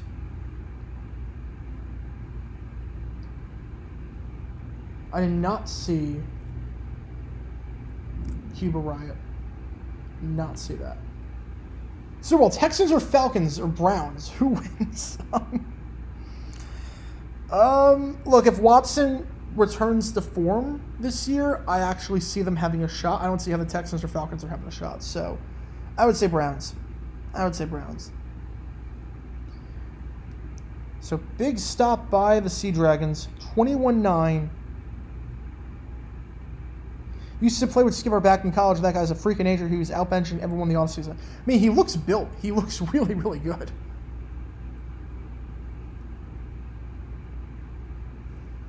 Seattle, if they win, they go to 5-2, second place in the North. Sole possession for the moment against St. Louis plays Sunday. We'll be live streaming that game over here.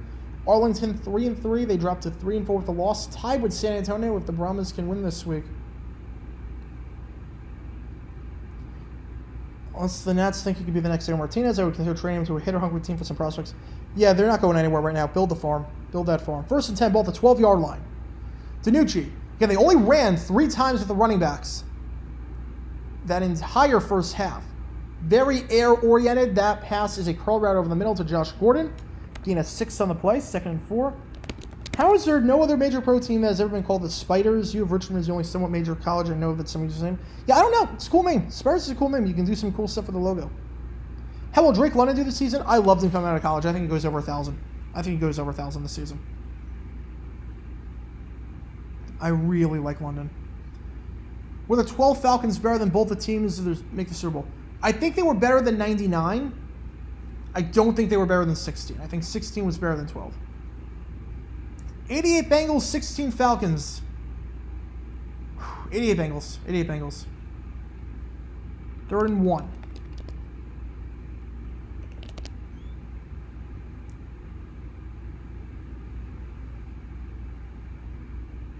Third and 2, rather.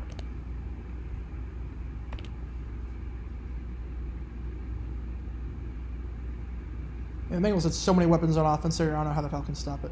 3rd and 2, ball at the 20. Out route, caught by Pearson. Spin move, gets out of it, 25, 30, down to the 33-yard line, 1st down. Ja'Cory Pearson, the top receiver in the XFL. Gain of 13 on the play, good for a 1st down. Super Bowl to London in the next 10 years? No, I don't think so. Time zone difference, I'm not sure the networks would agree to it. Plus, there's too much hassle. It's too much hassle, too much chaos. I don't think it's going to happen.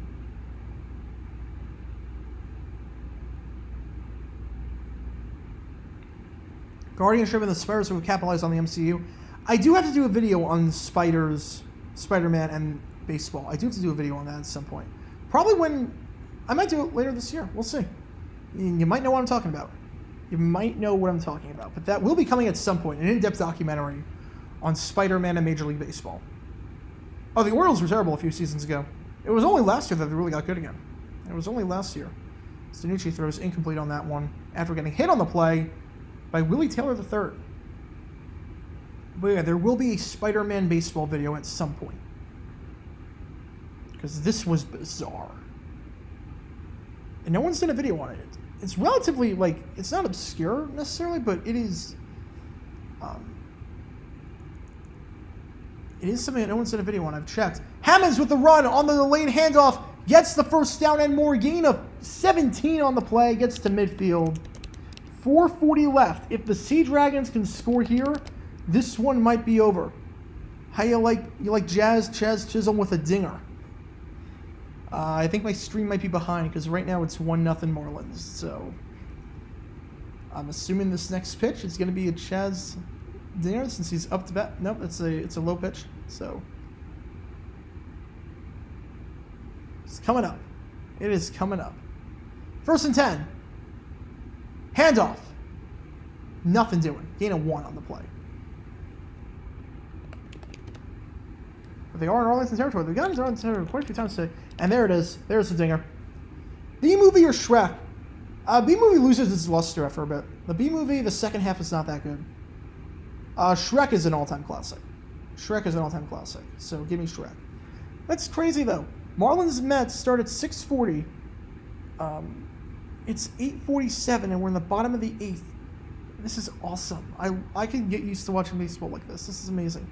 Empty backfield. DiNucci senses some pressure, just has to throw it away. Incomplete pass. The 1916 A's went 36-117. Yeah, again, Willie Taylor with the pressure. And also on ESPN, the Women's Final Four, LSU won a 16-3 run in the last 6 minutes. They lead by 4 over Virginia Tech. My championship was LSU against Scar. I had Scar winning it all. So, things are looking pretty good right now. 3rd and 9. Will it be a movie too? No, they would have done that a while ago. Empty backfield, 5 wide, 2 on the near side, 3 on the far side. DiNucci, they rush 4, drops back, fires short of the sticks, but it's caught and gets the first down. They needed 9 yards and they get exactly 9 yards as Damian Willis, actually they're going to give him 10. Give him the first down. Soft coverage there. Willis finds the soft spot, curls back, and gets the first down with ease. Again, if the Sea Dragons can score here, they can make it a 3-possession game.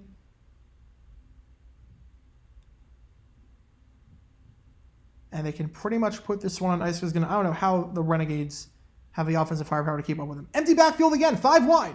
2 on the near side, 3 on the far side. DiNucci scrambles, fires, sideline. Blake Jackson! Return of the Jack! What a play! What a catch! Ball at the 11-yard line. What a catch! Where's Balake at? Well, he's making great plays like that. Post pattern to the sideline. Caught by Jackson. Gets both feet in. Would have been a catch in the NFL too. What a grab by Blake Jackson there in the red zone. 70-yard drive taking over 5.5 minutes off the clock. This is amazing. 18-yard line. Swing pass. Batted down the line. Intended for Pearson. So second down. The Boston Braves won 30-115. Babe Ruth played on that team for a few months. That doesn't seem possible. Which regional sports net has the worst score bug? The MASN one was pretty bad. NASN's pretty bad. I'd say NASN is probably the worst. 2019 Chiefs, 2022 Chiefs. I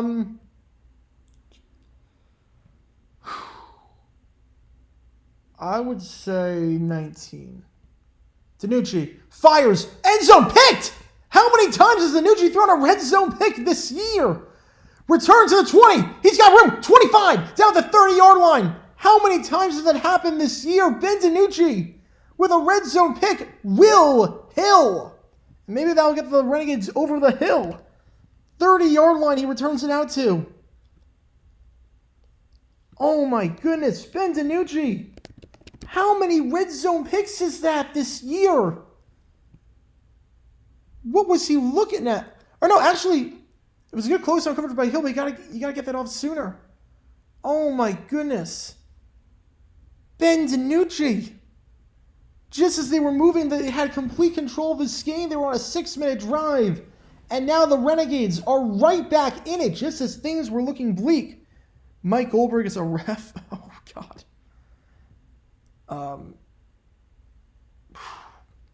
He would constantly announce the wrong players. Decent chance that San Antonio steal a playoff spot from Arlington. Yeah, very decent chance.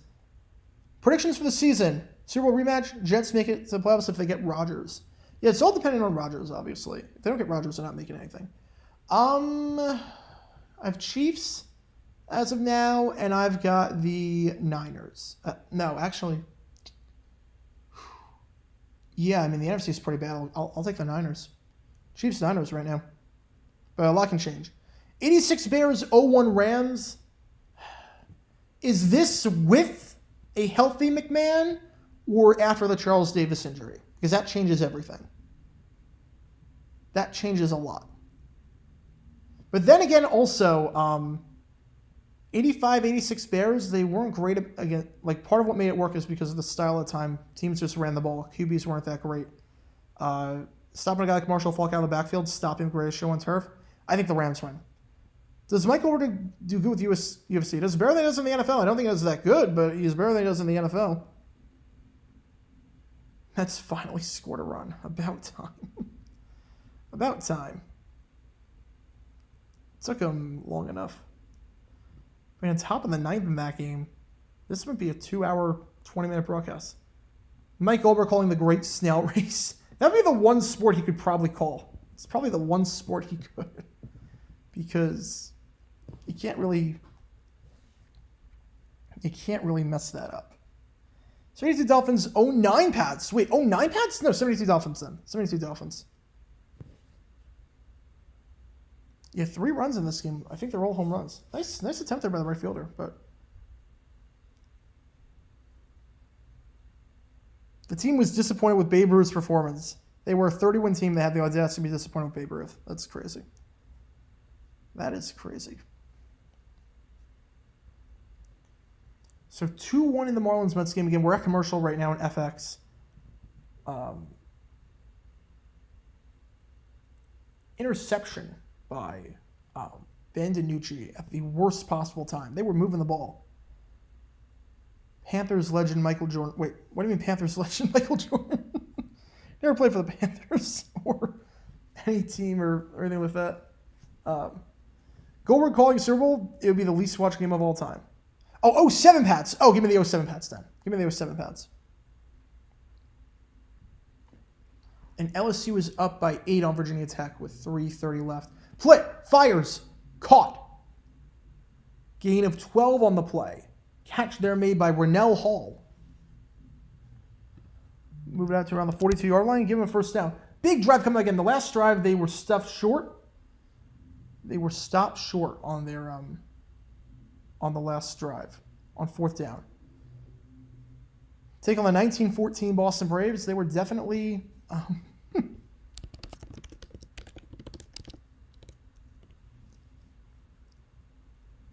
I mean, great midseason turnaround. Great midseason turnaround. Not sure what else there is to say that has been said on them already. 2nd and 9. We'll see if they call another play. Got to make a video on the 1935 Braves. If I can find the footage. Problem is that finding footage is tough.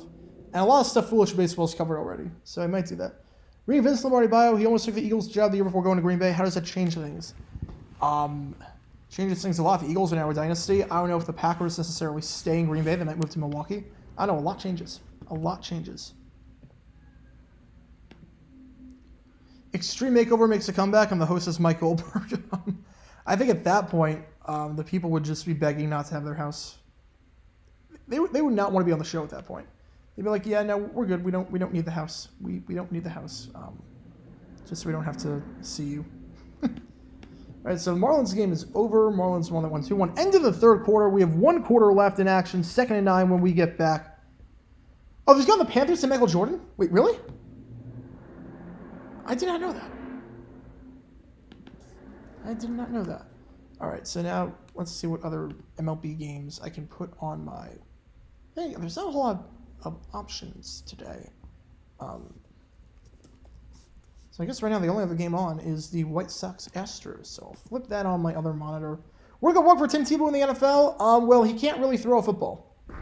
Also, he was kind of a distraction. Not through any fault of his own, but he was a distraction. And teams don't want to really deal with that.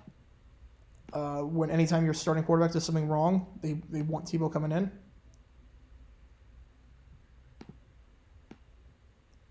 So that was hard, but I mean, Tebow can't throw a football. Mike Goldberg calling Game 6 of the 2013 Finals. He would probably think that Ray Allen stepped out. Game 6 of the 99 Stanley Cup. Can I show baseball photos for baseball stores for TV? I could. The problem is that YouTube has been very strict about stuff that could be presented as slideshows almost. Fear Factor with Mike Goldberg might work. That actually could work, I could see. But they've been very strict about showing like slideshows almost. Because that's what it would be. Pictures, it's just a slideshow at that point. Makes editing a lot easier, I'll tell you that much. But it's also not as like visually appealing. It's also, people like seeing the footage. You can only look at a still photo for so long. Number 1 in the draft, I think it's going to be Stroud. I think it is going to be CJ Stroud. I'd be surprised at this point if it's not. I made a bet back in October, I think, or November, where I put $250 on Stroud to go first and $250 on Bryce Young to go first. And based on the odds at the time, if either one of them goes first, I get money. So it's looking good. It's looking good right now. Anthony Richardson might throw a wrench in the plan, but I don't think it's going to happen. I think if Stroud goes first, you win $700, and if Young goes first, you win $900. So either way, you win money. You get a net of $200 or $400. I got the odds at back in October and November when no one was really looking. I was like, let's do it. Let's do it. And I think it's going to work out. I think it is going to work out. 2018 Days of Our Steelers are 93 Oilers. Look, Days of Our Steelers is funny. 93 Oilers is one of the best things Tree has ever done. So 93 Oilers, I would say. All right, fourth quarter about to start. Arlington's second and 9 at the 42-yard line. They need to win this game, or else that South Division's second seed gets awfully dicey. Handoff, gain of 8. So 3rd and 3. Favorite episode 30 for 30? Yes. June 17th, 1994. I thought that was a masterclass in storytelling. 1 hour, no dialogue, no narrator. It's just living the day as it was happening. I thought it was amazing. I could do what Ken Burns did. I could do that. We'll see. We'll see. I have to find some interesting stuff to warrant it. 3rd and 4, Plitt.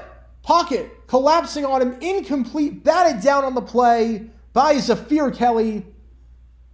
So 4th and 4. We'll see if they leave the offense out there down by 12. Intended target on the play was Caleb Vanderash. Just batted down, or did Vanderash just drop this? This was batted down. Yeah, nice play by Kelly, extending his arm in there. And they're going to punt this ball away. 08 Lions, 04 USC. 08 Lions. Look, the worst pro team would demolish the best college team.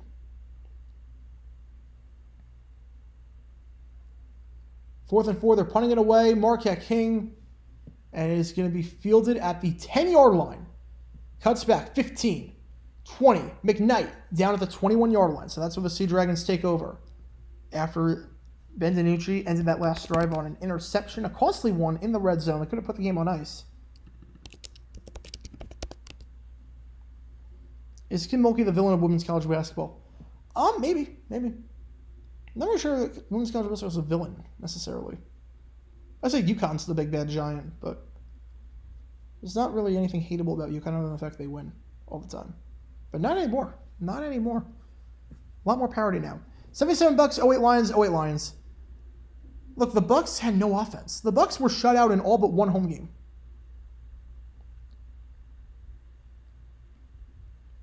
Right, there's a bit of a dispute happening right now on the field. Again, I'm not watching with any audio, so I can't quite make out what it is.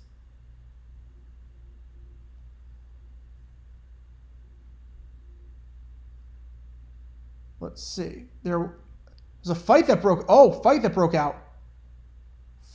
out. It started with a punch by the Renegades. Started with a punch by Marquette King.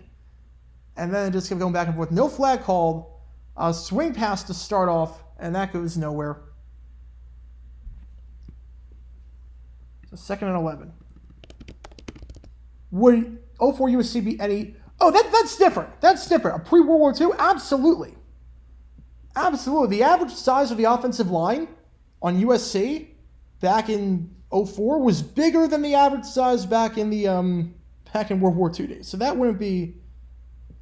Will the 76 Bucks beat the best college team? From that year, no. But from that year, no, they would not. Oh, no, I misread. Yeah, they would. Oh, they Tigers 62 Mets? I think 62 Mets were worse. They were an expansion team. Other than the 79, I feel the Bucks were pretty dreadful until Dungy arrived. Pretty much. 81, they were pretty decent. But not a whole lot to celebrate after that. Yeah, 76 Bucks would beat the best college team from that year. If you're talking the best college team of all time, like Miami in the 2000s, no, they would not. John Lynch is the polar opposite of Matt Miller regarding players becoming general manager. Yeah, John Lynch has been great. 3rd and 8. DiNucci, sidearm, caught. 40, 45, out of bounds at the 49-yard line. Catch there made by Jawan Green with acres of green in front of him. Gain of 26 on the play. Jawan Green's been all over the place today. 08 Lions, 2000 Sentinels. Who the heck are the Sentinels? What am I missing? Yeah, Jags are going to be epic this year. I'm looking forward to watching this team play. I'm looking forward to it so much. I can never say that about my team before, but I'm looking forward to it. This is going to be a fun season. Handoff. Gain of 4. Handoff there by Darius Bradwell. 16 A's versus 35 Braves. Probably say the Braves. Probably take the Braves, but... No, Weish cannot save the Creamsicles.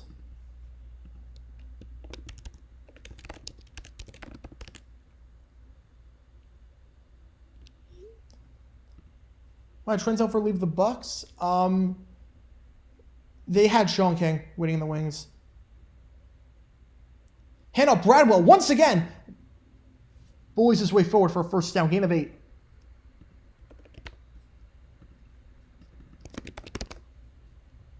Yeah, they had Sean King. Dilfer was struggling in 99 too.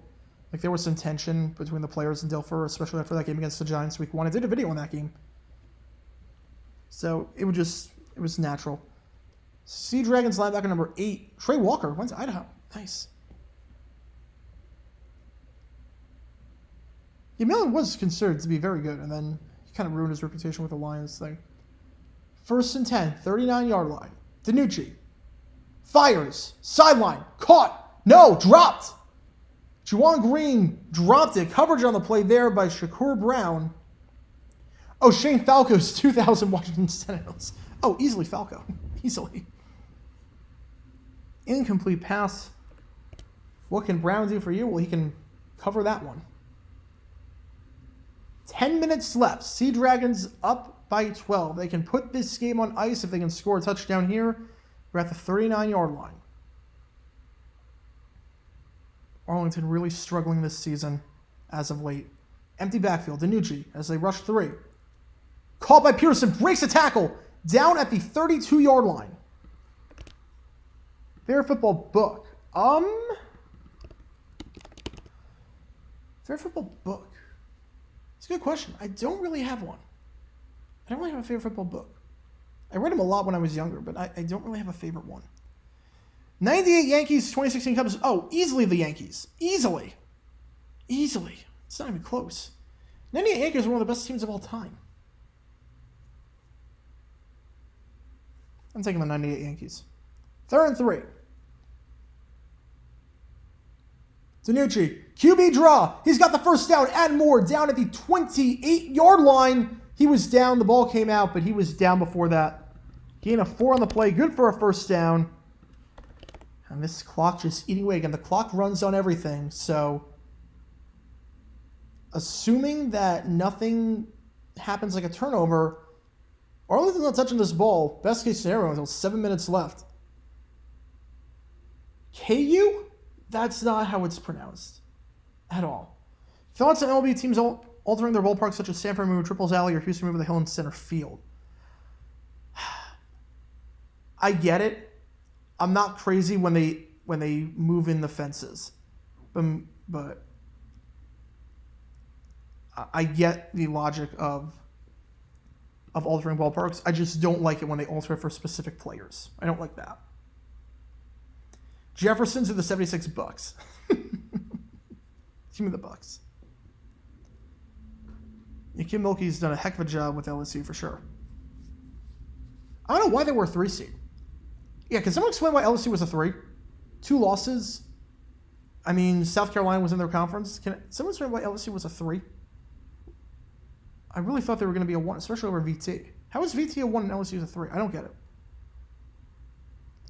2nd and 10. DiNucci fires sideline. Incomplete pass. A bit low. Intended for Damian Willis. But there was a flag on the play. So we'll see what this call is. It's been a pretty clean game, all things considered. All things considered, a pretty clean game. We'll see what the laundry is here. 7:54 left. Sea Dragons leading 21-9.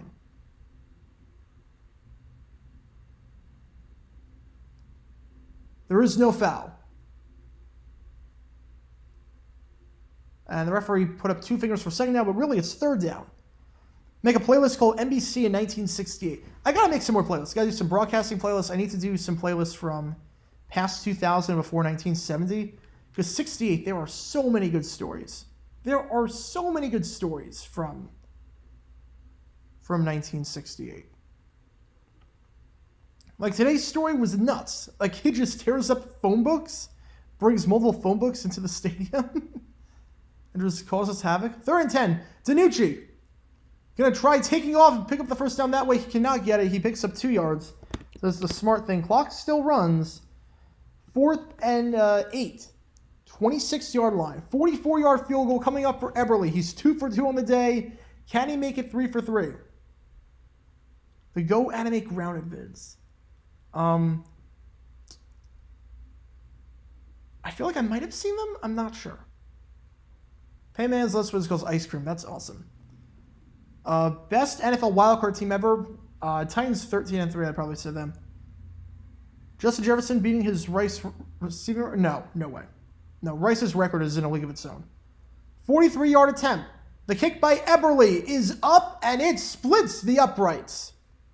3 for 3 on the day. Dominic Eberle, have yourself a day. 24-9, 6:45 left. Time is running out for the Renegades as they trail by 15, as they risk going below 500 for the first time all season. We got a Caillou shirt. Pay me enough money and I'll do it. Video on the Patriots in 1968 playing game in Birmingham. That might be a bit too well known, but if I can find a new angle to take on it, I can. Not watching the game. Are there phone book pages littered all over the Arlington field? Yes, a ton. Because people bring phone books into games now. I just love that someone did that. Like, they brought multiple phone books into the stadium. No one questioned them. They tore up the pages, threw them on, multiple phone books. No one caught the person, even though it should have been very obvious. Attendance, 11,032. Really? Something skewy with the numbers, because they got 12,000 for the last game. The lower bowl looked full. This one is half empty, and it's 11,000.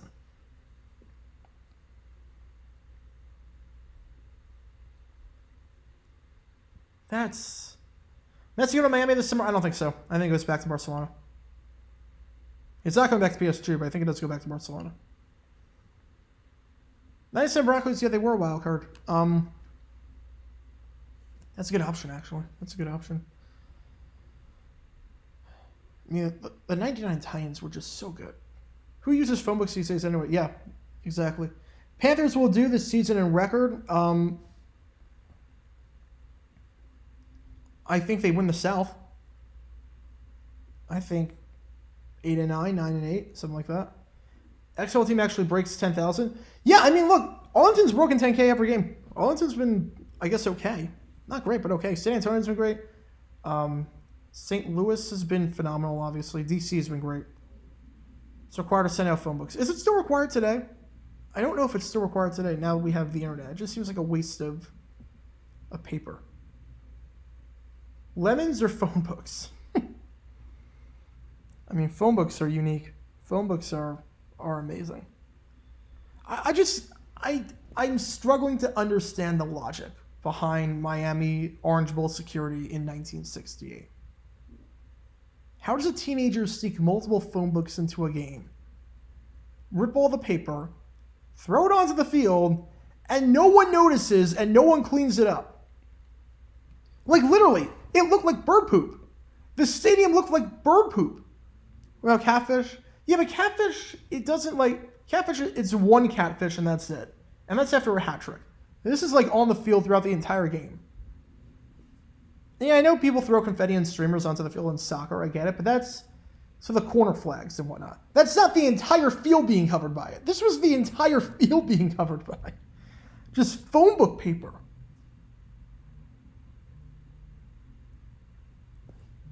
All right, I think this is Instacart calling again, so I just have to take this really quick. Apologies for this.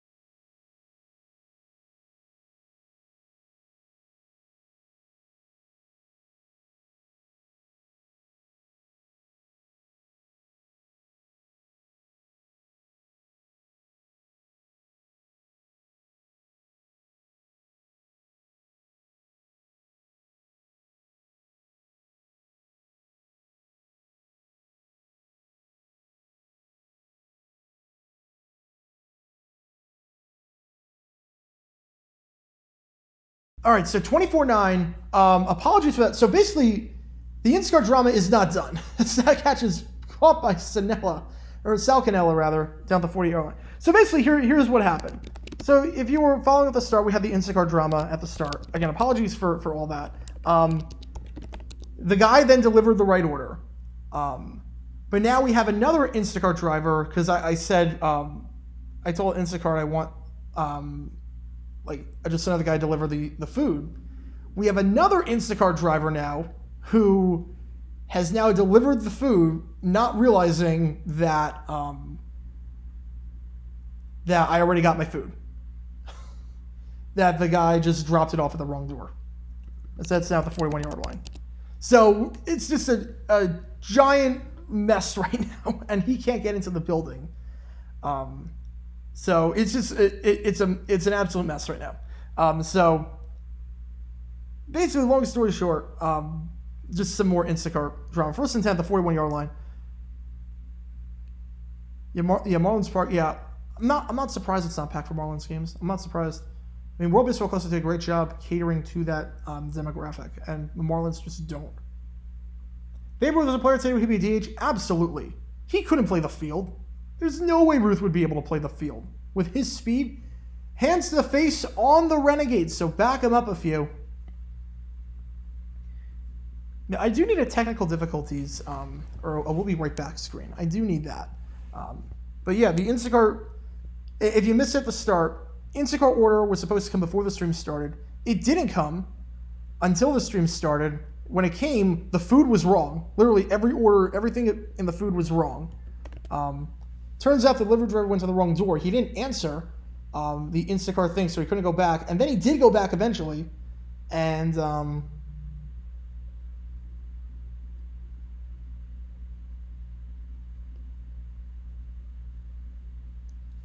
then Instacart called before the second 16 4 6-yard line, by the way. Screen pass, backwards pass, it's caught, and stays in bounds. Tips out to the sideline. Nice play there by Bolden. Gets the first down at the 29-yard line. But basically, best fit for Lamar, I think Indy. I mean, Washington, but they're not going to do it. But long story short, when Instacart called, they said, apologies, yeah, the driver delivered the wrong order. We can get you a new order in 2 hours. So I said, yeah, just do that. And then the driver came back and delivered the right order, but was never told before such an igloo pass over the middle of the field. Coverage on the play there by Chris Jones, but there was a flag. But they never informed him that I already got Plitt went down badly. Perez is probably going to come back in, or going to come in for the first time. Roughing the passer, move it up to the 14-yard line. Plitt is down in some pain. Will they put Perez in? They have Kevin Anderson as the other quarterback. Perez is the backup now that they acquired from Vegas. It's going to be Kevin Anderson that's going into the game, though. It's going to be Kevin Anderson that's going into the game. It doesn't have they pretty much gutted the roster for 97-03 when you want it. Yeah, that's a low hit. That is that's below the knee. It's late. It's clearly roughing the passer on Sharif Finch. But basically, long story short, I have 2 orders of food coming now because the other driver did not inform that the order was correct now. So now we have another driver coming in with the order that was supposed to come. So a weird situation all the way around. But Kevin Anderson, the former Fordham quarterback in the game, going to have to do this for the final 4.5 minutes. 1st and 10, the 14-yard line. Screen pass to Smith. It's caught. Breaks out a tackle. 10. Down at the 9-yard line. Gain of 5 on the play. Saints record for this year. I don't like Dennis Allen. Oh, we have a little brouhaha going on. Little brouhaha. Garrett McGinn, and looks like Thompson.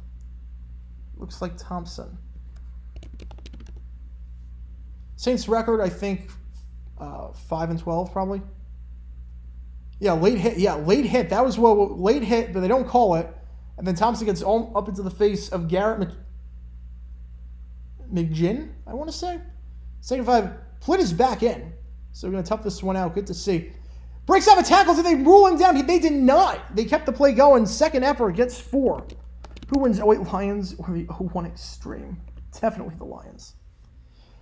Attendance is going to be very poor for the Nats. Yeah, I mean, it'll be good in the summer just because it's a social event, but other than that, I don't think it's going to be that good. When you're projected to lose 100 games, it's not going to be good. Arlington lose their challenge. Did they? No, they didn't. They did not use their challenge. I think this is a graphic error because they didn't use any timeouts. They didn't use their challenge on anything. I don't know what this is. They did not use their challenge. Smith, handoff, 31. Gets to the 2-yard line. Rams record, 6-11. Their defense is just pitiful. Thoughts on Ross Ventura? I don't know enough about that situation or what's happening. If Barcelona goes on a U.S. tour this summer, will I see him? I mean, if they come to Phoenix, but other than that, no. Plus, I mean, it's an exhibition game. I mean, it's a friendly. I'm not really... I have other things to do besides watching games that don't matter. Smith gets the handoff. Touchdown. Second touchdown of the game for Smith. And just like that, we have a ball game, folks. Just like that, we have a ball game. 24-15. 1 possession. 2:17 left.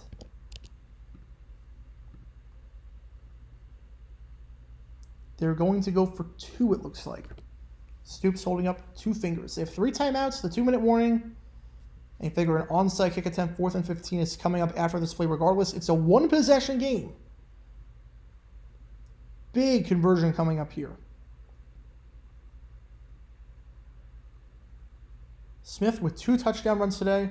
Yeah, that knock on the door, I think that was the Instacart order that was supposed to happen. That never did. But then eventually did. So, yeah, I'm pretty stocked on food now. I'm pretty stocked on food. Yeah, this has been the weirdest stream ever.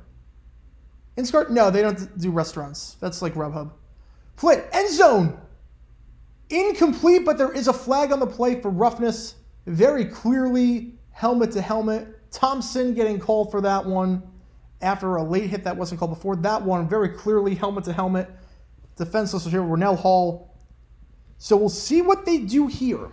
You can go for 3 from the 5-yard line. You can go for 2 from the 2. We'll see what they do.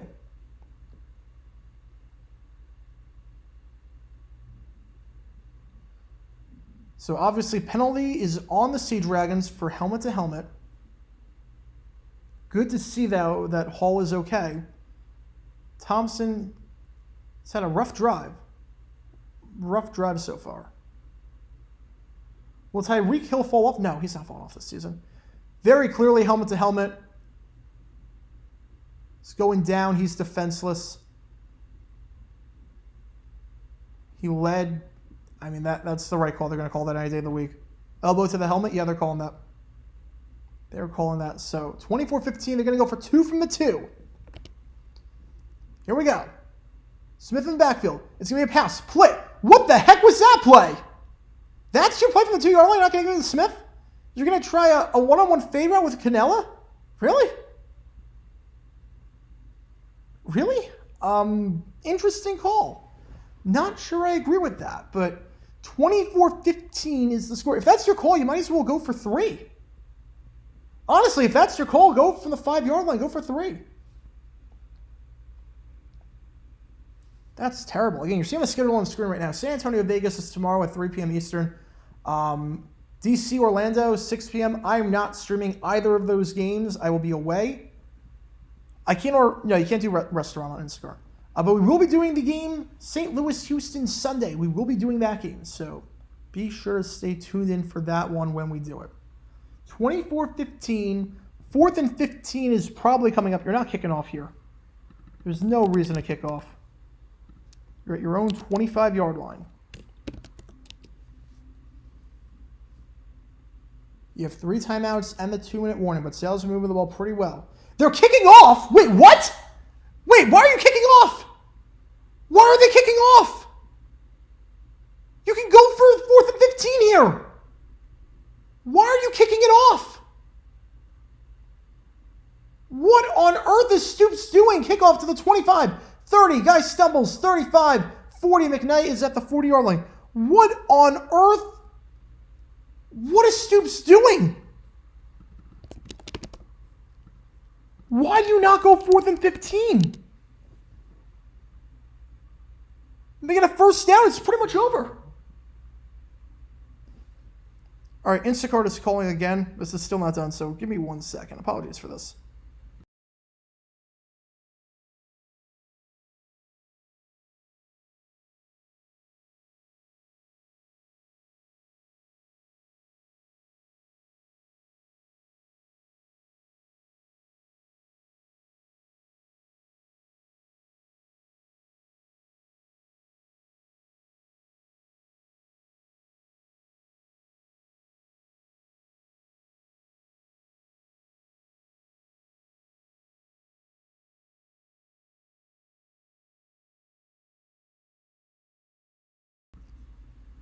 All right, my apologies for that. They got a first down, because of course they did. 2-minute warning. Again, I do not know why on God's green earth that the Renegades did not do that. I don't know why. Why they didn't go for the onside kick. The 4th and 15. Makes no sense to me. Bob Stoops he's not been good this season for 2-2. Okay, so they do call a timeout. So they burn one there.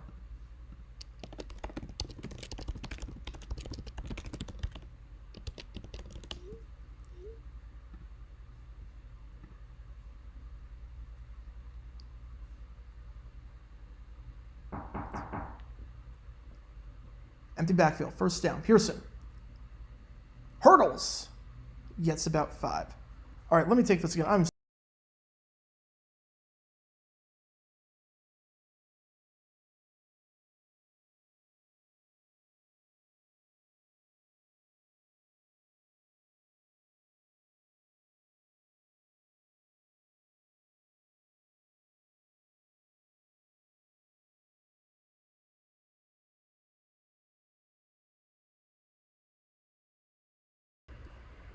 All right, we're good to go. We are officially good to go.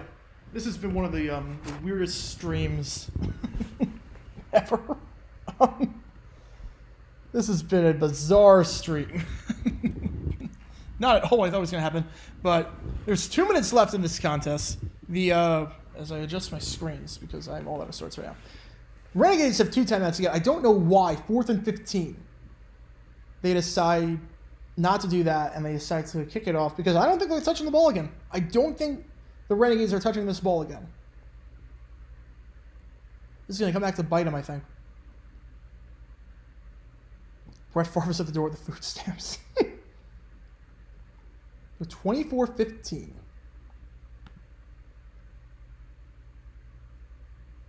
Second and 4 at the 42-yard line. Flex on us for the instant core.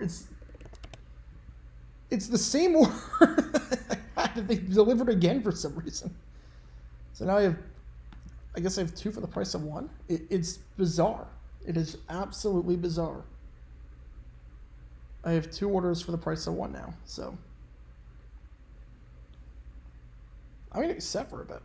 I'm going to be set for a bit. Squidward is an NFL head coach. I mean, morale will be so low. I mean, he couldn't lead the band whatsoever. You couldn't keep him in control. So I have no clue what I got with. I think it's the exact same thing that I got before, but it's just I didn't even bring it inside yet. This for the NFL seed rankings is definitely doing it. Yeah, pretty much. 2 possession game. Yeah, they've been yelling at this point. There's no reason to risk anything. Again, we're live streaming the Houston-St. Louis game on Sunday at 2:45 Eastern. We have a new JG9 video coming out tomorrow. JG7 video should be coming out sometime this week. JG8 vid should be coming out relatively soon. The music for my vids, that's custom made. I made that loop in GarageBand myself. Wubsy as an NFL coach. That's a throwback. Wow, Wubsy. I don't think Wubsy would be any good. Caillou is a CFL coach. He just cry the moment that anything bad happens, so he'd be terrible. Again, a new channel is coming out tomorrow as well, 9 a.m. Eastern.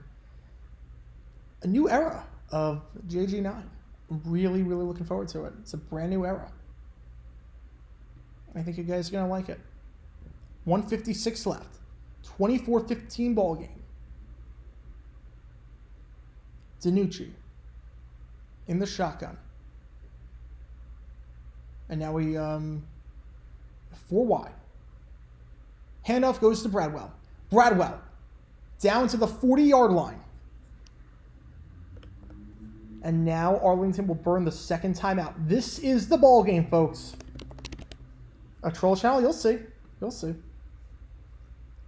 McCoy on the $76, they go undefeated. Danny Pham is an NFL coach. I mean, he could probably use his Pham abilities to impact the game, so I guess he could work. Bluey would not be good at all. This is the game. If Arlington gets a stop here, they got a shot. But I think it's going to be 4-down territory. I would think Seattle's just going to do 4-down territory and try to ice it here. If JG69 it's not that.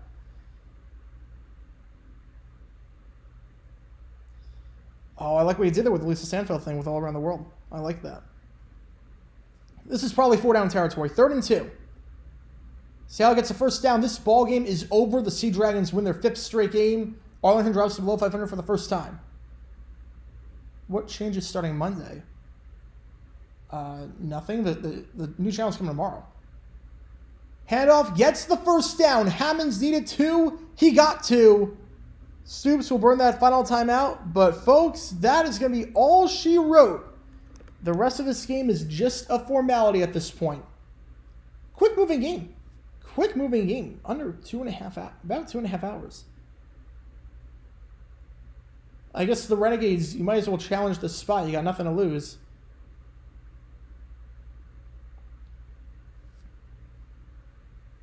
That South Division is so bad. Absolutely terrible. What changes are tomorrow? You'll see 9 a.m. Eastern, new channel is dropping. There's a new channel. So we have JG9, JG8, JG7, and we have a brand new channel also about football. But it will be happening tomorrow at 9 a.m. Eastern.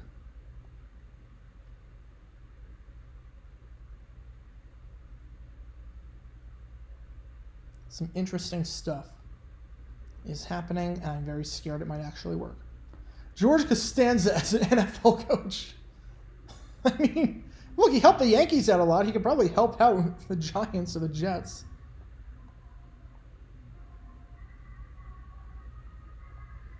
All right, 3rd and 2. Well, the 38-yard line was the last play. I guess they're challenging the spot. I don't know if you can hear background music in the background. If you can, my apologies for that. The new channel will be named. Well, that's a surprise. I don't want you to know what it is now. Otherwise, you'd find it and it would ruin everything. It would ruin everything. You'll see. 9 a.m. Eastern. You can follow me on Twitter. You can follow me on YouTube. I'll promote it. I'll promote it. Don't you worry. I'll promote it. It's going to be the biggest channel yet.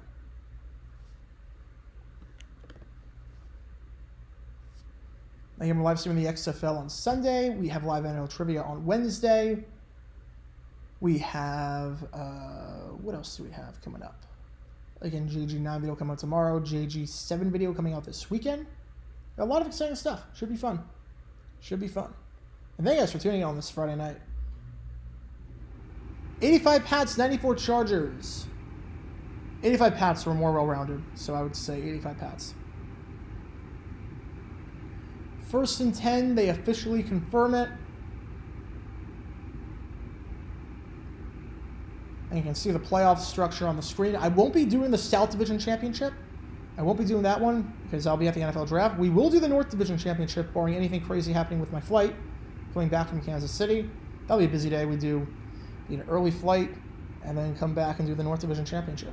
And then obviously we will do the title game on May 13th. We are definitely doing that. So 1st and 10, Sea Dragons up by 9. I do not remember Hoop Johnson. I do not remember him. People order our Patties Johnson. Why does Newcastle have bad ownership? I mean, it's not. They don't really have bad ownership. It's more of just their ownership is they're run by oil. That's really the problem. 24-15 as things stand. No channel. JJ and I are renaming himself the Titan Symbol 9. It's not that. I was thinking about it. It's not that. It's not that. I'm not doing anything that could potentially mess up the algorithm and the search function or whatnot. I'm not doing anything that could do that. Will I be sitting at the draft? I have no clue. I have no clue. I never know where I'm sitting until I actually am there, because the stage is different every year, so I don't know where I'm sitting.